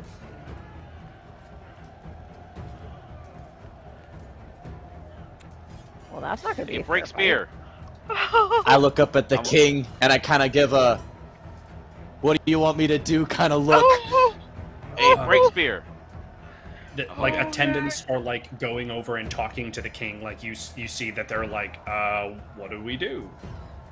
I'm gonna. And Ricard steps forward and goes, "I'll fight them both." Of course he does. You jerk. The king looks at Ricard and goes, "You would take on 2 challengers." And he nods. He's like the predator out here. Right. The life. And so, the announcer speaks. Okay, we have our next bout. It will be Ricard versus Jin and Breakspear. I'm so out of this. Oh my Aren't god. fighting each other. Oh, Not like goodness this. gracious. Oh my gosh. Well, I guess this works out better. But I don't have to be oh on my this man's gosh. team no more. Champions, fight! And the king's arm disappears from out of sight. Ricard Holy takes shit. his stance, brings his hand up, and challenges. I'm just gonna calmly remove my wraps just immediately. Oh, Just start to do. calm. Like it should happen. Shit. Ricard sees you doing this, and so he looks at Breakspear and lunges. Oh, I go for an acrobatic dodge. All right, acrobatic dodge. Let's see it. okay. Damn, that's pretty solid. That's Your- 20. Your bonus dice saved that 4. But let's see what Oh, yeah. what Ricard's attack rolls like. I swear to God. Oh, I saw that 20. Nice. Oh, God. He almost rolled a 1 though. That's true. I know. His a fist comes flying past you, but you're able to get out from it and move to the side. While I'm moving to the side, I'd like to take both my hands and rake my claws across his chest and side stomach. Fun. Perfect. Let's roll a reflex test for Ricard to see if he can keep up with this and if he is still capable of doing things. Oh. Fancy. Yeah. So while defenseless rolls are not eligible for D30 opponents, you will still get to make this attack with a normal D20. Understood. Oh, And it's a good strike indeed. Your claws rake up Ricard's stomach, and you see blood from the blow. But you also actually roll a perception. Oh, what do you perceive, my boy? shit. Oh. Nothing. Oh. Nothing. Yeah, Do you notice nothing? And That's Ricard fine. is, as you're moving past him, is going to try to catch you on the back end of it with a back hook kick. I would go for an acrobatic dodge again, Let's see it. and Dodge versus kick.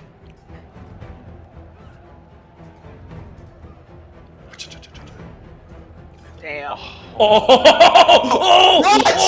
no way! Yes! Yes! It hit You my happy? dice! It did. I'm not gonna lie, but you You know. cheating? That's messed up. It hit my dice. I had an 18. Oh, that's You such rolled, you. BS. You're like in the air, you're like gonna dodge, and you watch as his like back hook kicks, it's in the air, and you're like, okay, I'm gonna be able to move out of the way like this, and I'll get, and you just watch as it like contorts and all of a sudden he's no longer swinging above you, and he's swinging down with an axe kick as he slams down onto your shoulder, and you're like impacted into the ground, and he like pushes you back towards Jin, and he kind of like re-squares off with you. But then a trumpet sounds.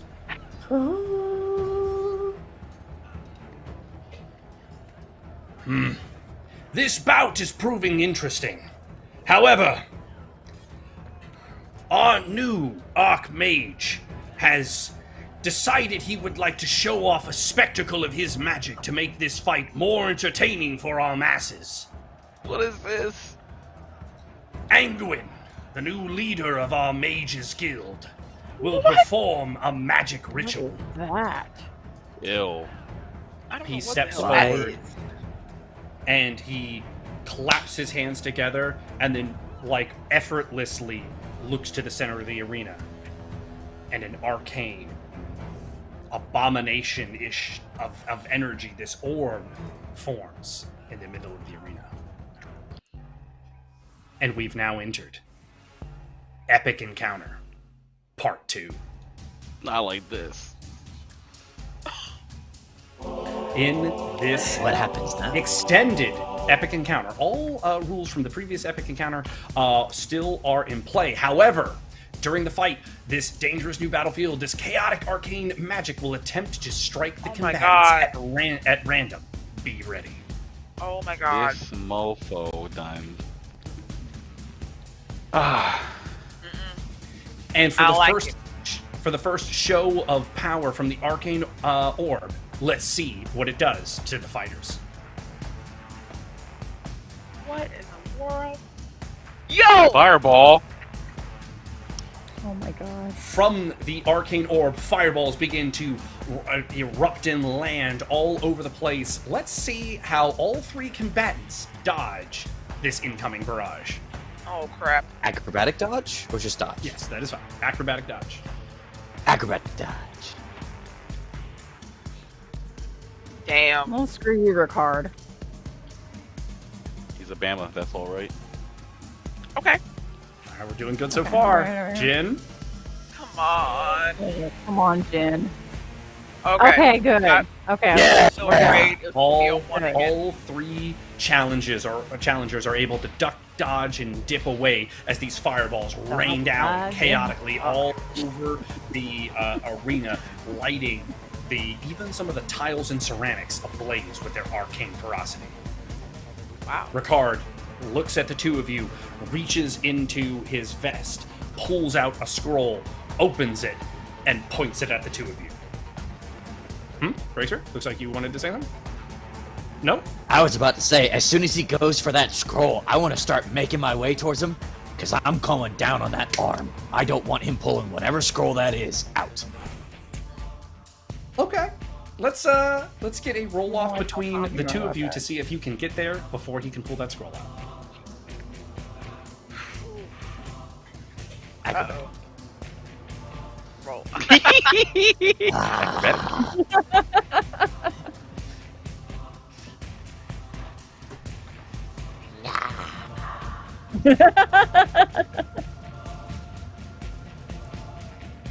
Oh. He rolled a 1. He had Ricard rolled a 1. sadness! Ricard rolled a 1, and he got the as he- sadness.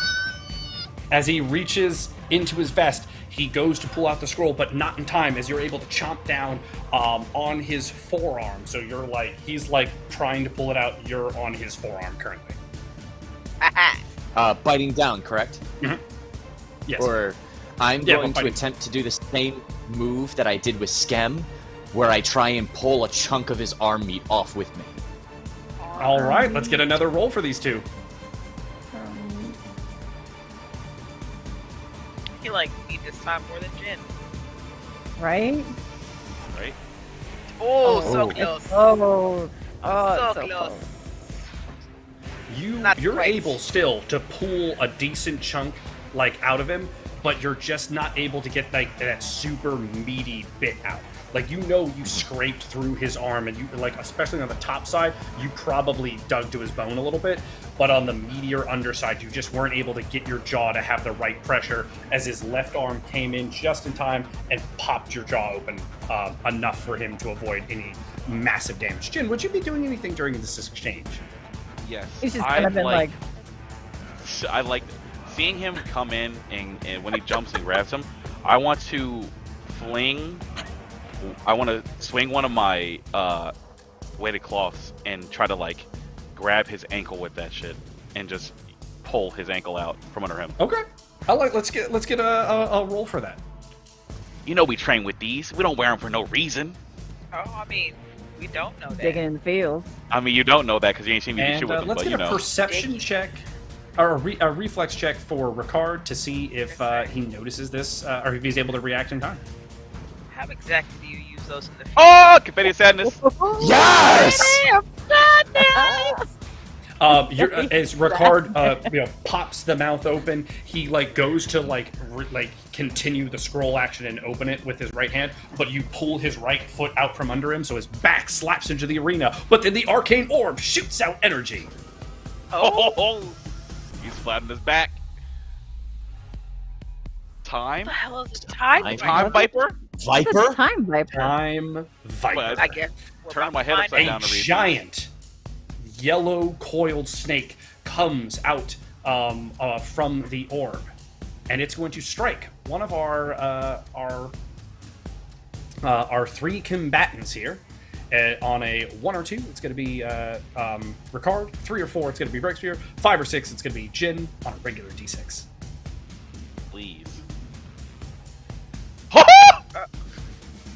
And you watch as the snake just rips down and grabs Ricard, who is unable to move at the time, and he disappears from the arena. Oh my god. Perception for both of you. What the heck is going on? Oh! I got 20. Hey! Off screen 20.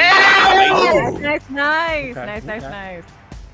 Okay. And these rolls will allow both of you to make a reflex check. I got a 5. Not the greatest, but all right, let's do it.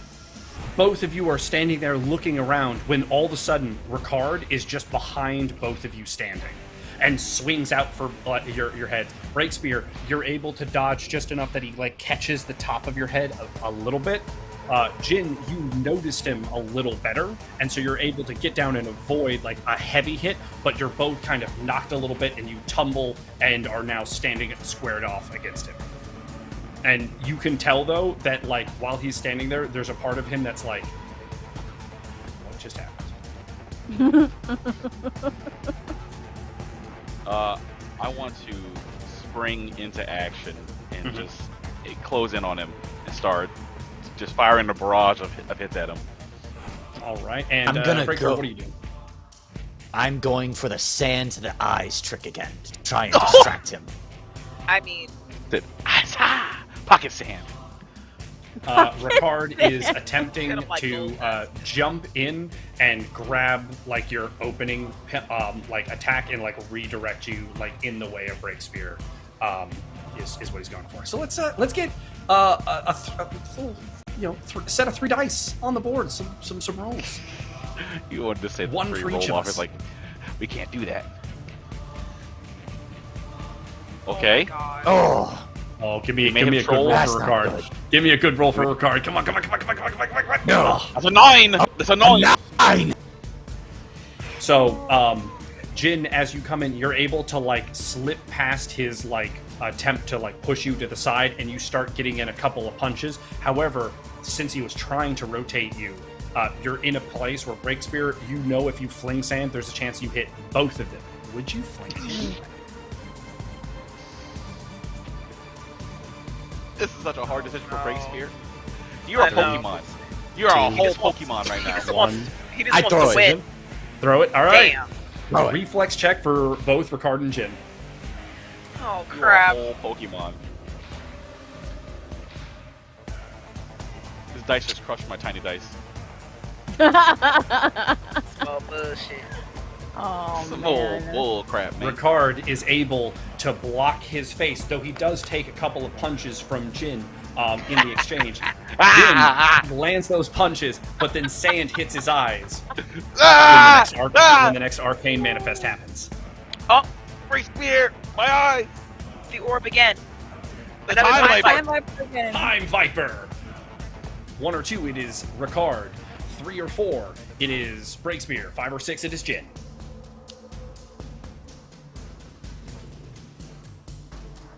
Uh-oh. Oh, Breakspear. It is Breakspear. The Viper strikes out at Breakspear and eats him. So, real quick, Jin, Sorry. you're roll a perception check for Jin to see if he sees Ricard's attack incoming. Oh. No. Or not see, I guess, but Oh no. you're right, Breakspear. No. Let's Ricard claps both of your ears while you're trying to get the sand from your eye. Let's see the roll from Ricard. No. The pocket sand. The friendly fire. Okay. Oh, that's good, though. Okay. Fucking- He wristed my ears, man. He wristed it. We'll take that. He said, That sounds worse. The attack is incoming. He hits you. He hits you in the head, but it is not the craziest of strikes. And then the two of you square off to do attacks. What would your attack be? You're still blinded from the sand. He's clapped your ears. You know he's close. Got the clap. because I can't see, I feel like Jin would try to do like, he would go for something that is muscle memory, like a muscle memory like form, but he would mess the timing up because he knows that if he knows the form, Ricard's gonna know the form. So he's just gonna do something that he knows he can do without seeing, but just be weird with it. You know what I mean? Okay. Ricard is going to just try to like push Jin off balance. Let's see him.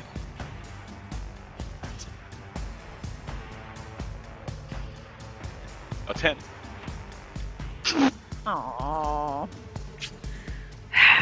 You go to do this move, and he just pushes you, and you stumble, and you don't like fall to the ground, but you're like stumbling, and you just know that like something's incoming. You just there's no way that you would not attack, etc. But let's get a sidebar with the Breakspear. I knew it. Knew that was coming. He's in Dang the it. snake. All right. As the snake bites you and devours you, all of a sudden you watch as time slows, and you're watching the two like in like a tenth their speed as Jin's like, oh, gets his ears clapped, gets pushed, and then Ricard jumps into the air with a giant axe kick coming down at Jin's neck. As you like feel yourself, you realize that you can just move over there and make an attack action. I'm gonna move over there and get claws into the standing thigh and push his leg, trying to like tackle push him off balance. So that way his axe kick doesn't come down, and hopefully he and I will roll and I can back him from like a... I'm trying to knock him off course. Yeah, I get you.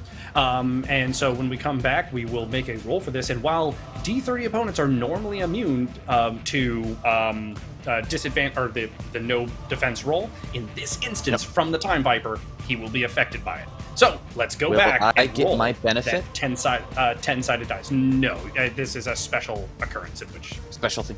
Gotcha. Just wanted to ask. No, not a problem at all. Hedera and Orlina, you watch as the axe kick is coming down towards his neck when all of a sudden Breakspear materializes, jumping into Ricard with a roll. Yeah. Yeah. Yes. Ricard looks completely caught off guard as Breakspear's claws sink into his standing leg and push him off course. Ricard stumbles and lands as Breakspear now stands next to Jin. I can. Let's real quick. Let's roll for Jin to get sand out of his eyes. Oh yeah.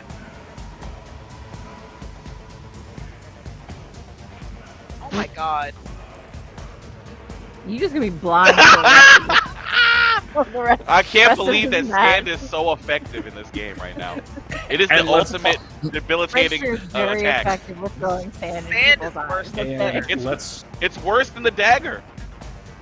He's very So- effective at throwing the sand in the eyes. Like, Ricard reaches back into his vest to grab another scroll. Breakspear, just tell I me where charge he is. at him. I'm not able to focus on Jin. I charge at Ricard again. This time for just throwing for the bite on his throat this time instead of bypassing the arms. Trying to like wrap myself around him and then bite him from. How do I describe I this? get you. Straightforward, over the shoulder, around, Yeah. bite back in the neck. Let's. I would You like- know what? This sounds like a perfect roll-off. Actually, you know what? Perception for Jin to see if he is aware enough to try to help. Yeah, I wanted to follow him. Follow him. Oh! Hey, it's 20. Yay! All right. Jin- Jin, completely blind, is just like, wait, find center, and he hears the of Breakspear picking up speed, and so Jin follows Breakspear in. What is the action Jin wants to do based on what he believes Ricard's placement is following Breakspear's trajectory? I mean, I'm gonna follow Breakspear, and his move is gonna go off of what he hears Breakspear do. So, if he hears, like, as we're running up, if he hears Breakspear, like, jump, he's gonna slide to try to take his legs out, basically. Perfect. Let's get a roll for all three. Oh god. I almost rolled a 1. Oh boy. Wow, guys. And let's see that. Let's see that Ricard Wow, roll. guys. Oh, this would be a Confetti beautiful sadness. moment for a nat 30. Confetti of Oh. sadness. Confetti of sadness, please. Shit, Oh, so so close. close. Almost. You realize as you're like jumping in the air brake spear, his hand isn't on a scroll at all, and he's like positioned himself to bait you in, and his left arm shoots out and catches Aw, you man. right in the gut, and he jumps over Jin as he slides, and he gets. Let's roll a reflex for Breakspear to see if Breakspear isn't caught defenseless. And he is. God. Okay. No! Alright, Which means taking this hit. we're gonna roll a defenseless dice on Breakspear.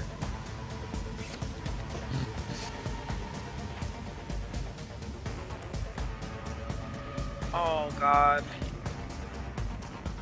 And while our defenseless dice is geared towards players, for a D3 opponent, that's a 29, not a 19.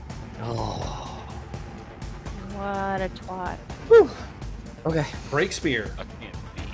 flies can't across the see. arena and slams into a pillar and needs to take a fort check. Didn't you make him something else before he came out here? Yes, What did he you has make? several. So he's got one potion to regrow his scales, one to regain his strength. You're having too one much to fun. heal his bruises. Breakspear. You also made me the salve that makes people No, Yeah. with the laugh. Let's check in with our Arcane Torrent. How's our Arcane Torrent feeling? again. The orb. Yes, our Arcane Orb. Let's see Ah. how. What mood's it in? The Orb of Justice. Oh, another Fireball. fireball. Another fireball. That's not a good one. Breakspear, with that fort check, you don't get to roll, so that's gonna hit you. Jin, let's roll a perception to see if you notice that there are fireballs.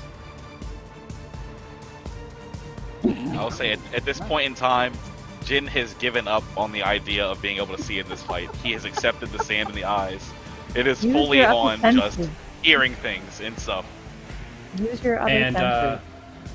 Like I ain't got no Ricard water. is making his way No. over to Breakspear. Let's roll Let's roll a d20 for a fireball hitting Breakspear as he is unable to dodge. Oh god. Come on. Okay. All right. That's good. Okay. Is that good for me or bad for me?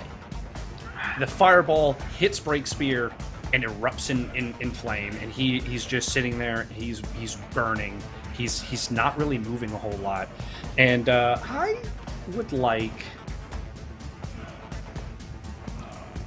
a calamity roll real quick. Oh god. Not the big ass dice. Hey, that's decent though. That's pretty good. That's a pretty good I roll. don't know. You almost got a 1. Yeah, that's true. I would like a sidebar with Breakspear. Oh! Okay. As you're laying there, Breakspear, just this fire burning around you, and you're like trying to get up, but you're just so broken from your previous encounter with the dragon. You're like your body is like struggling to keep up, this fight. As you're like kind of going in and out of consciousness and trying to will yourself back up, you see that same ghostly figure that you saw staring down at you at the dragon. You thought it was a dream. It had become such a faint memory of this moment when the dragon breathed its fire on you. This specter, this reaper that you felt your very essence had to encounter and fight. And it's looming over you. But then the fires around you surge, and they go brighter and hotter. And they cease to be regular fire, or not even just arcane fire. They almost appear to be draconic fire.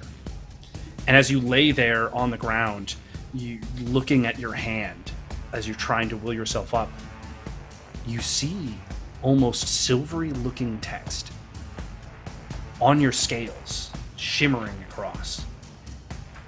And you recognize the writing. It's the Book of Legacies that you had on you when the dragon burnt you to a crisp. Holy They infused themselves upon your scales, and as you lie here, you hear a bellowing roar. And you know it is the same treacherous dragon that you've interacted with now a few times. Only this time he's not screaming at you as an enemy. He's screaming at you as something from his own lineage, perhaps. And you feel this just tremor of rage. And you stand back up. Your scales, a deep crimson red, etched in black, covered in silver writing in Draconic across your body. And let's return to the party.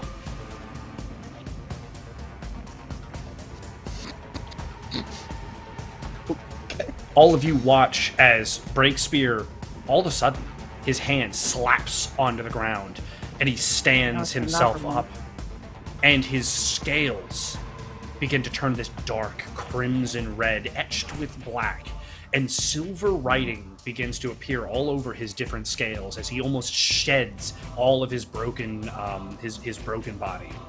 And standing before you is the same Breakspear that you know, but painted in these new colors. As you stare at the writing, it looks very similar to the writing of the book that he held versus the dragon that you fought. Oh, What the hell? What happened? Let's roll me a miscellaneous dice for Jin. he's like, I don't see none of this. I'm just like, Oh, that's where's true. that? I don't see shit right now. Jin, as the fireballs rain kind of around you and like a couple like hit you a little bit, you just so happen with that 19 to splash in one of the pits of water. And you're able to like wipe the sand from your eyes and get yourself cleaned off. As you pull yourself from the pool, you see Ricard standing off against Breakspear, but in this new horrific form. Horrific. I can see. I can fight. Ricard makes an action towards you, Breakspear. He like leap lunges at you with a kick. Breakspear and he like bigger than what? I go. He's the same size. Just Okay. Same size. Don't give me hopes like that. I go underneath. You're like shedding like a lobster. You just get bigger because your previous skin was like too small. Okay. Yeah. I'm not molting. Dang it. I'm gonna go Kinda, underneath. Is this kick going aside, like? it's or, like, aimed about like shoulder height for you. I go low to pop up, like inside of him, and go upwards with both hands, like grabbing from stomach all the way up to chest, and rake him again with my claws. Perfect. Trying to blood into my. Let's get a roll for these two. I gotta tell him. Tell him something. Your microphone. Well, What? You come into the underside, and as you look at like his chest, you realize the marks you had made earlier are gone completely. And it like catches you off guard before his kick hits you, and you stumble off to the side and like scrape your claws into the ground to ready yourself. Now you're back into a semi-triangle. You, Jin, Ricard.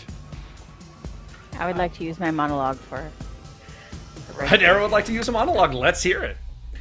Oh God. Okay, so break spear. Use the salve that I made you on your claws. Put it on your claws. And use it against Ricard. As your weapon. Okay. I try and follow that advice to get this onto my claw. Would you like to add any narrative flair to your statement, Hadera? What do you mean by narrative flair? Narrative flair. You're catching me off guard. I don't do that. No worries, no worries. So, What does he mean by that?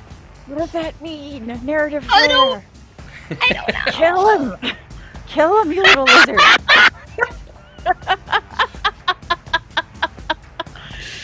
Oh no, not little let's lizard. let's the new look. You look so great. break good. spear. You look great. You begin to salve up your claws, I assume. Yes. Yes. Awesome, Jin. Break spear. What's your action?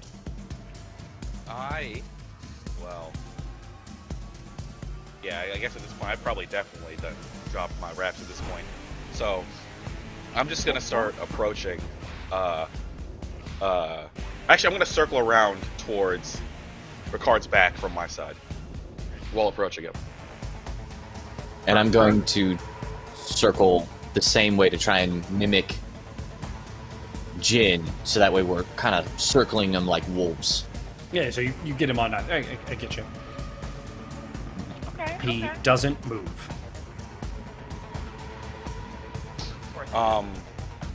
Once I'm towards the front and Breakspear's towards the back, or towards his back, I'm gonna go in.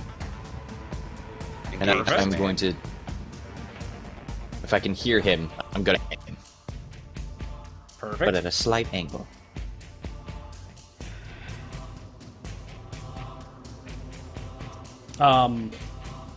As you begin to close in on him from either side, he looks back. He Breakspear, you're ahead of him. Jin, you're like off behind him. He's reaching into onto his belt and looking at Jin. And let's see these rolls for Breakspear and Jin.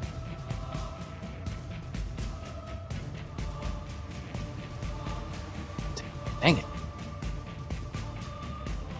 And then let's see a roll for Ricard. Low. Low.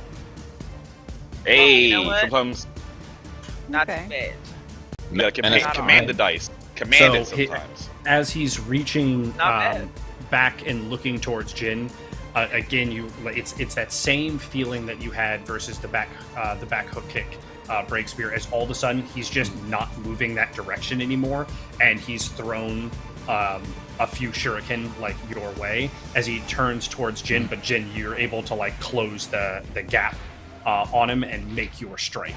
Let's roll for this. Let's give another roll for Jin for this strike here coming in. You hit that first strike and you're coming right on it.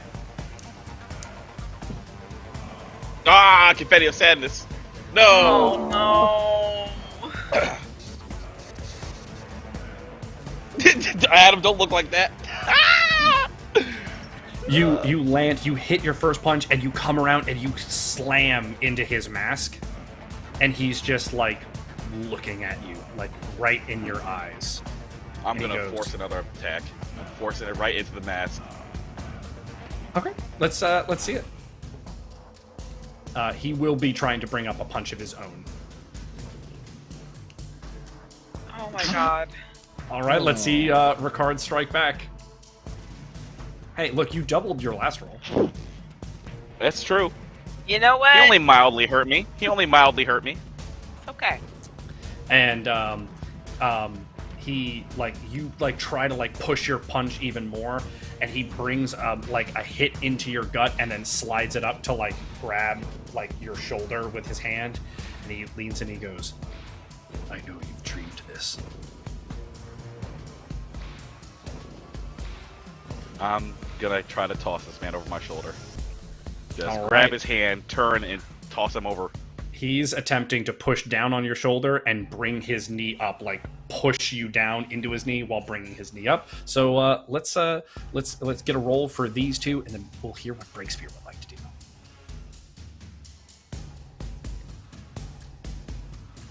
Roll a 10. You're able to slip the hand off of him, so there's no downwards pressure, but his knee does come up and catch you in the face chin area. But Breakspear, you've been able to close the distance, so you're looking kind of at Jin's back, and Ricard is coming above Jin now. I attempt to use Jin as a staircase, run up his back and jump into Ricard's face, going for claw slashes to the throat. Yeah. In There you a go. twisting manner, so grabbing and twisting. Ew! You attempt to grab, twist my way around behind. Yeah, go. Okay. Let's get a roll off for that. This is another roll off moment. Breakspear is disgusting. You got all types of flesh bits under your talons and shit. Don't hit my throat. Disgusting. I don't like it. Ugh. You gross lizard. That's his number one target, though. The throat. Go for the throat. Go for the Go throat. for that throttle. Get him. Get him in the throat, meat. Oh no, oh no, oh no. Oh no. What's that? Oh. A 19. Yeah. He saw it coming.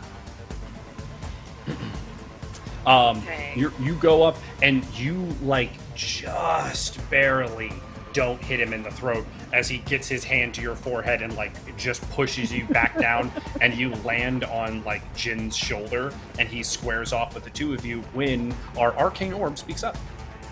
Oh.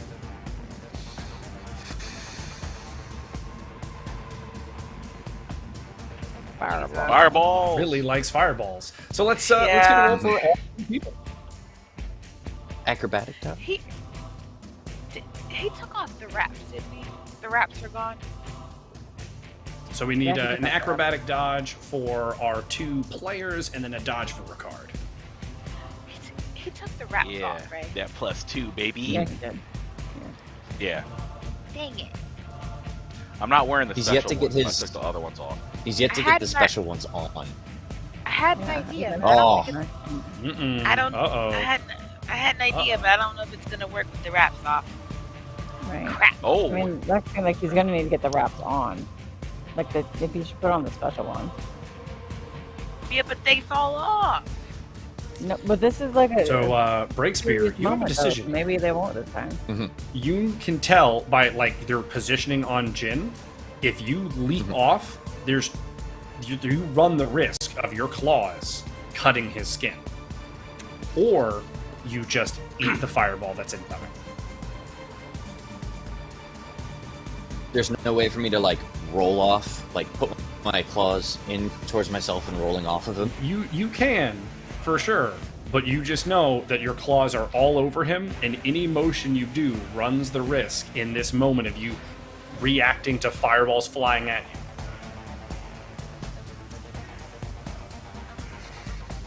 Do we run the risk? We'll run the risk. All right, let's roll a calamity for Jin. Do you give me any kind of indication before you jump, or you just jump off? Guess we'll find out.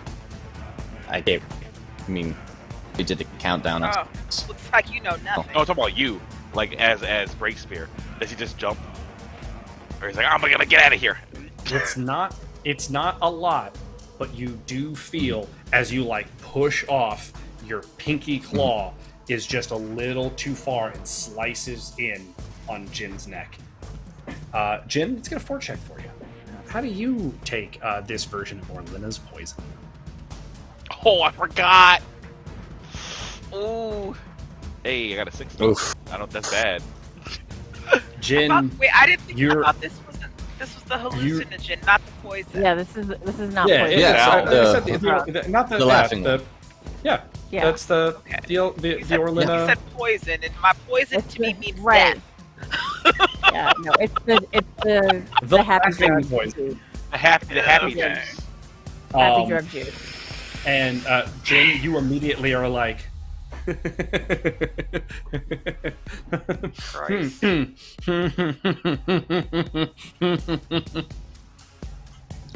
mean, he does that anyway. Just empty to a pool of water. What? How close is Jin to water? Pseudo close. You could probably a few feet. Okay.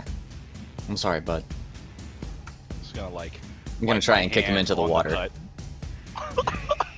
gonna try to wash that shit off. All right, let's Breakspear is tackling Jin towards the water, or pushing him towards the water.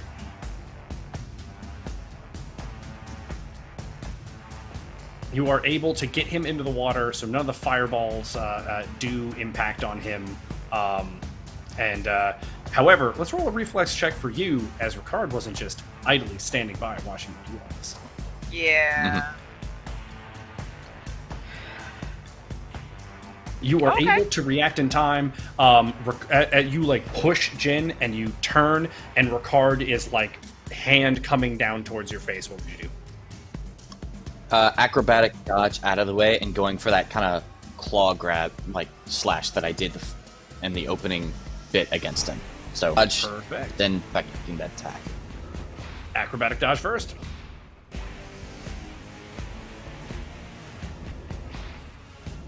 The 9.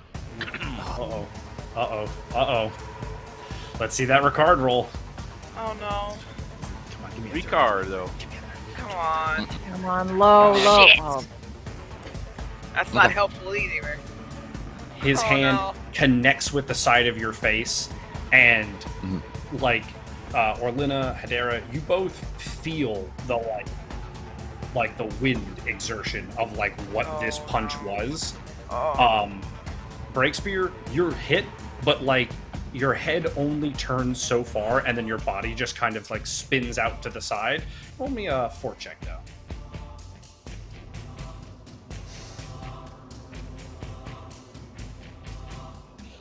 So right now, Breakspear is off on the side. He's like trying to get up, but right now he's failing to. Jin, you get out of the pool of water, and you're like,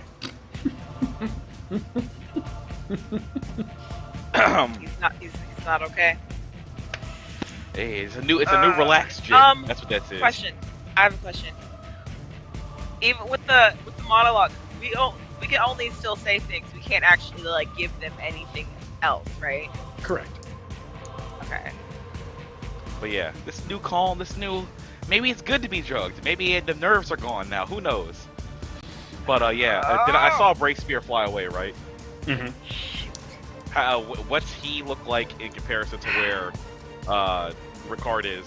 Ricard's maybe 8 feet ahead of you. Breakspear's now about 15 feet back and to the right. Like back and to the right of me.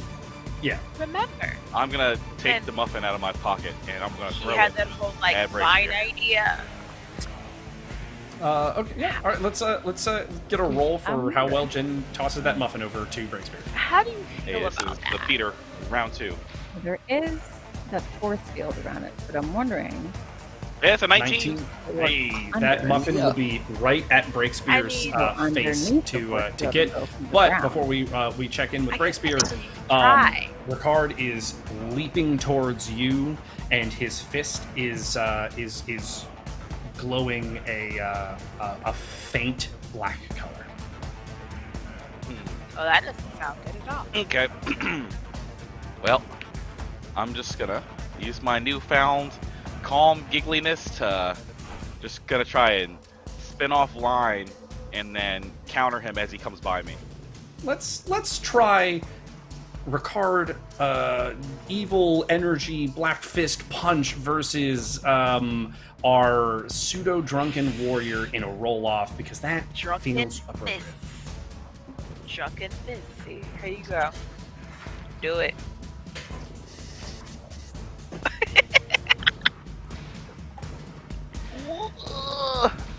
Oh no.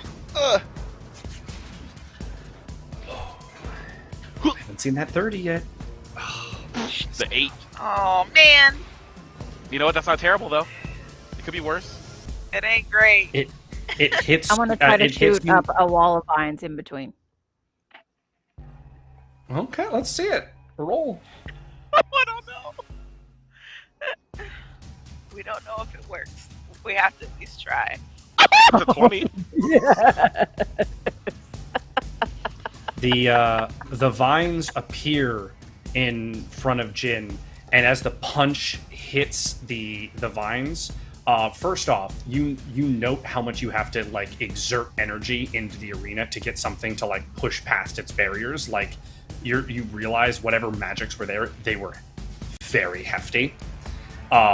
And as the punch hits the plants, you watch the plants just wither and die, like immediately. And similar to the Dragon's Fire, you feel this like synaptic backlash from it, as this like echoing, just lack of anything energy like feeds back through the wall as the whole thing crumbles away. And you're left with just the thought of what would have happened had that hit Jim. Yeah. And Ricard is standing there, and then he looks over, into the side of the arena, and like the everyone stops, and the king's like, what? As the mage up top is like whispering in his ear, "Cease the fight! What happened? Who was that?" And they're scrambling, but no one can like tell where it's coming from. Even Angwin's like looking and like inspecting his own like arcane barriers to know how or what happened. I don't know anybody with plant powers. This is unacceptable. know. There I cannot don't know be how that happened. there cannot be interruptions from the outside. This means Ricard is our victor here. Get these two out of the arena. Well, why? Why is Ricard automatically? Right. What if it was of some magic powers that Jin had? He doesn't know that. What Take if it up Jin take it up with the referees. At least he's alive. And the two of them are like escorted from the arena. The crowd is very like confused with what's going on. Guards have to like keep people like organized. Fruit and things like that are thrown at the shield. And the king is like, settle down. We still have a bout to go. Ricard will have to verse one of my champions to see if he can claim these prizes. And Ricard looks up at the two and points towards Aegis. Aegis disappears in a shimmer of fire and gold, and then reappears within the arena. Oh, so he can Two That's fine. square Okay, now. off. The bout between Ricard and Aegis. will begin on our king's symbol. And the king raises his hand once again and disappears out of sight as the two begin to fight. Ricard is clearly not at 100%. Is the bout between him, Breakspear, and Jin was much harder than he had probably anticipated based on the way he moves. As he begins to block and parry with Aegis, Aegis uses tons of weird abilities with his shield, throwing them down onto the ground, and then moments later, echoes of light and fire come flying from the heavens to strike wherever the shield had landed. Ricard is almost entirely on the defensive throughout the entire bout. And then, you know what, Jin? Roll me a perception check. You know I'm watching like a hawk right now. Are you? But you're not seeing anything. Jin, you're just sitting there going like, I have to study this guy. I have to study this.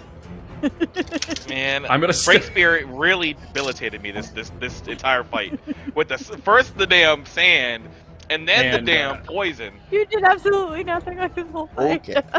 The bout continues. And I had no choice. Is Ricard able to claim victory over Aegis? This is a deadly dangerous dice roll between some NPCs right here.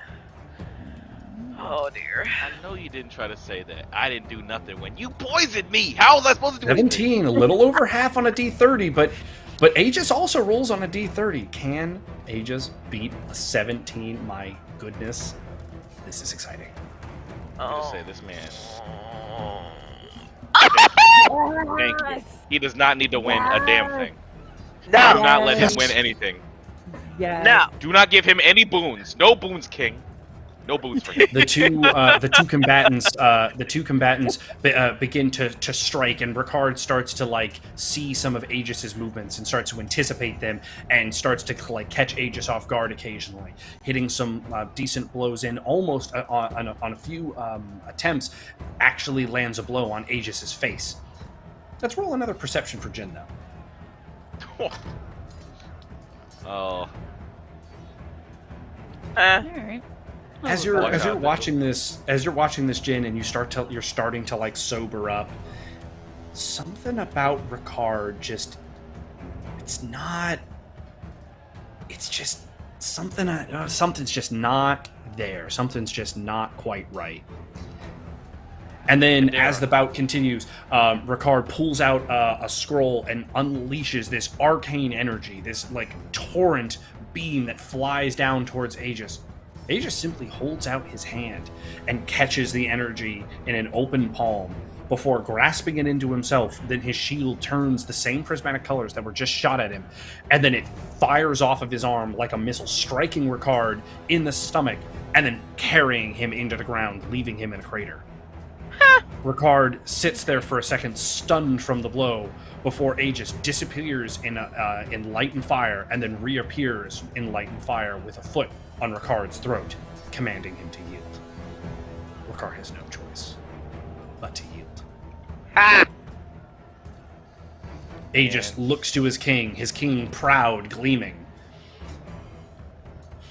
And with that, this year's festivities are open! And fireworks begin shooting up, and the crowd erupts in roars of cheers and glorious things, as throughout the rest of the festival, you hear music and light and sounds begin to start up as everything was kept quiet while the arena bouts were going on. But now the attractions have all begun, because our art fair, our festival of the world, has begun.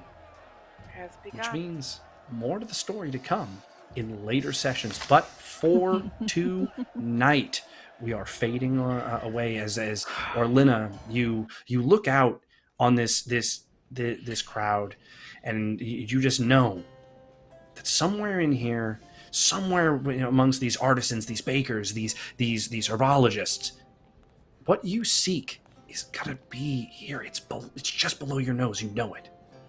Hedera, you keep getting brought back to the thought of Gabriel in the crowd, talking to Jacob. Breakspear, as you watch this bout between the two combatants, you're inspired by the power yet to be achieved, but when you look back down on your scales, they've reverted to their normal colors. That reddish hue, that black outline, those silver texts, it's not apparent on your skin anymore, but you feel the ember of that power still inside of you. Jin, you don't know what that attack was that Ricard was coming at you with, and you don't know what it would have done to you had it hit you. There was something different about Ricard in these bouts, and as you think on it in this clairvoyant thought, you realize you weren't able to study him. Your eyes were full of sand. Your thoughts were full of giggles in this disrupting wave. But as you start to re-examine the fights that you've seen in Ricard in these bouts, something was different. Something was different. But more on all of these story threads the next time we come back to Cinematic Epic, because for now, we're going to take a prolonged break and we'll see you back soon when the story continues. But for tonight, have a good one and thanks for joining our session. See you later. Bye. Bye. Bye.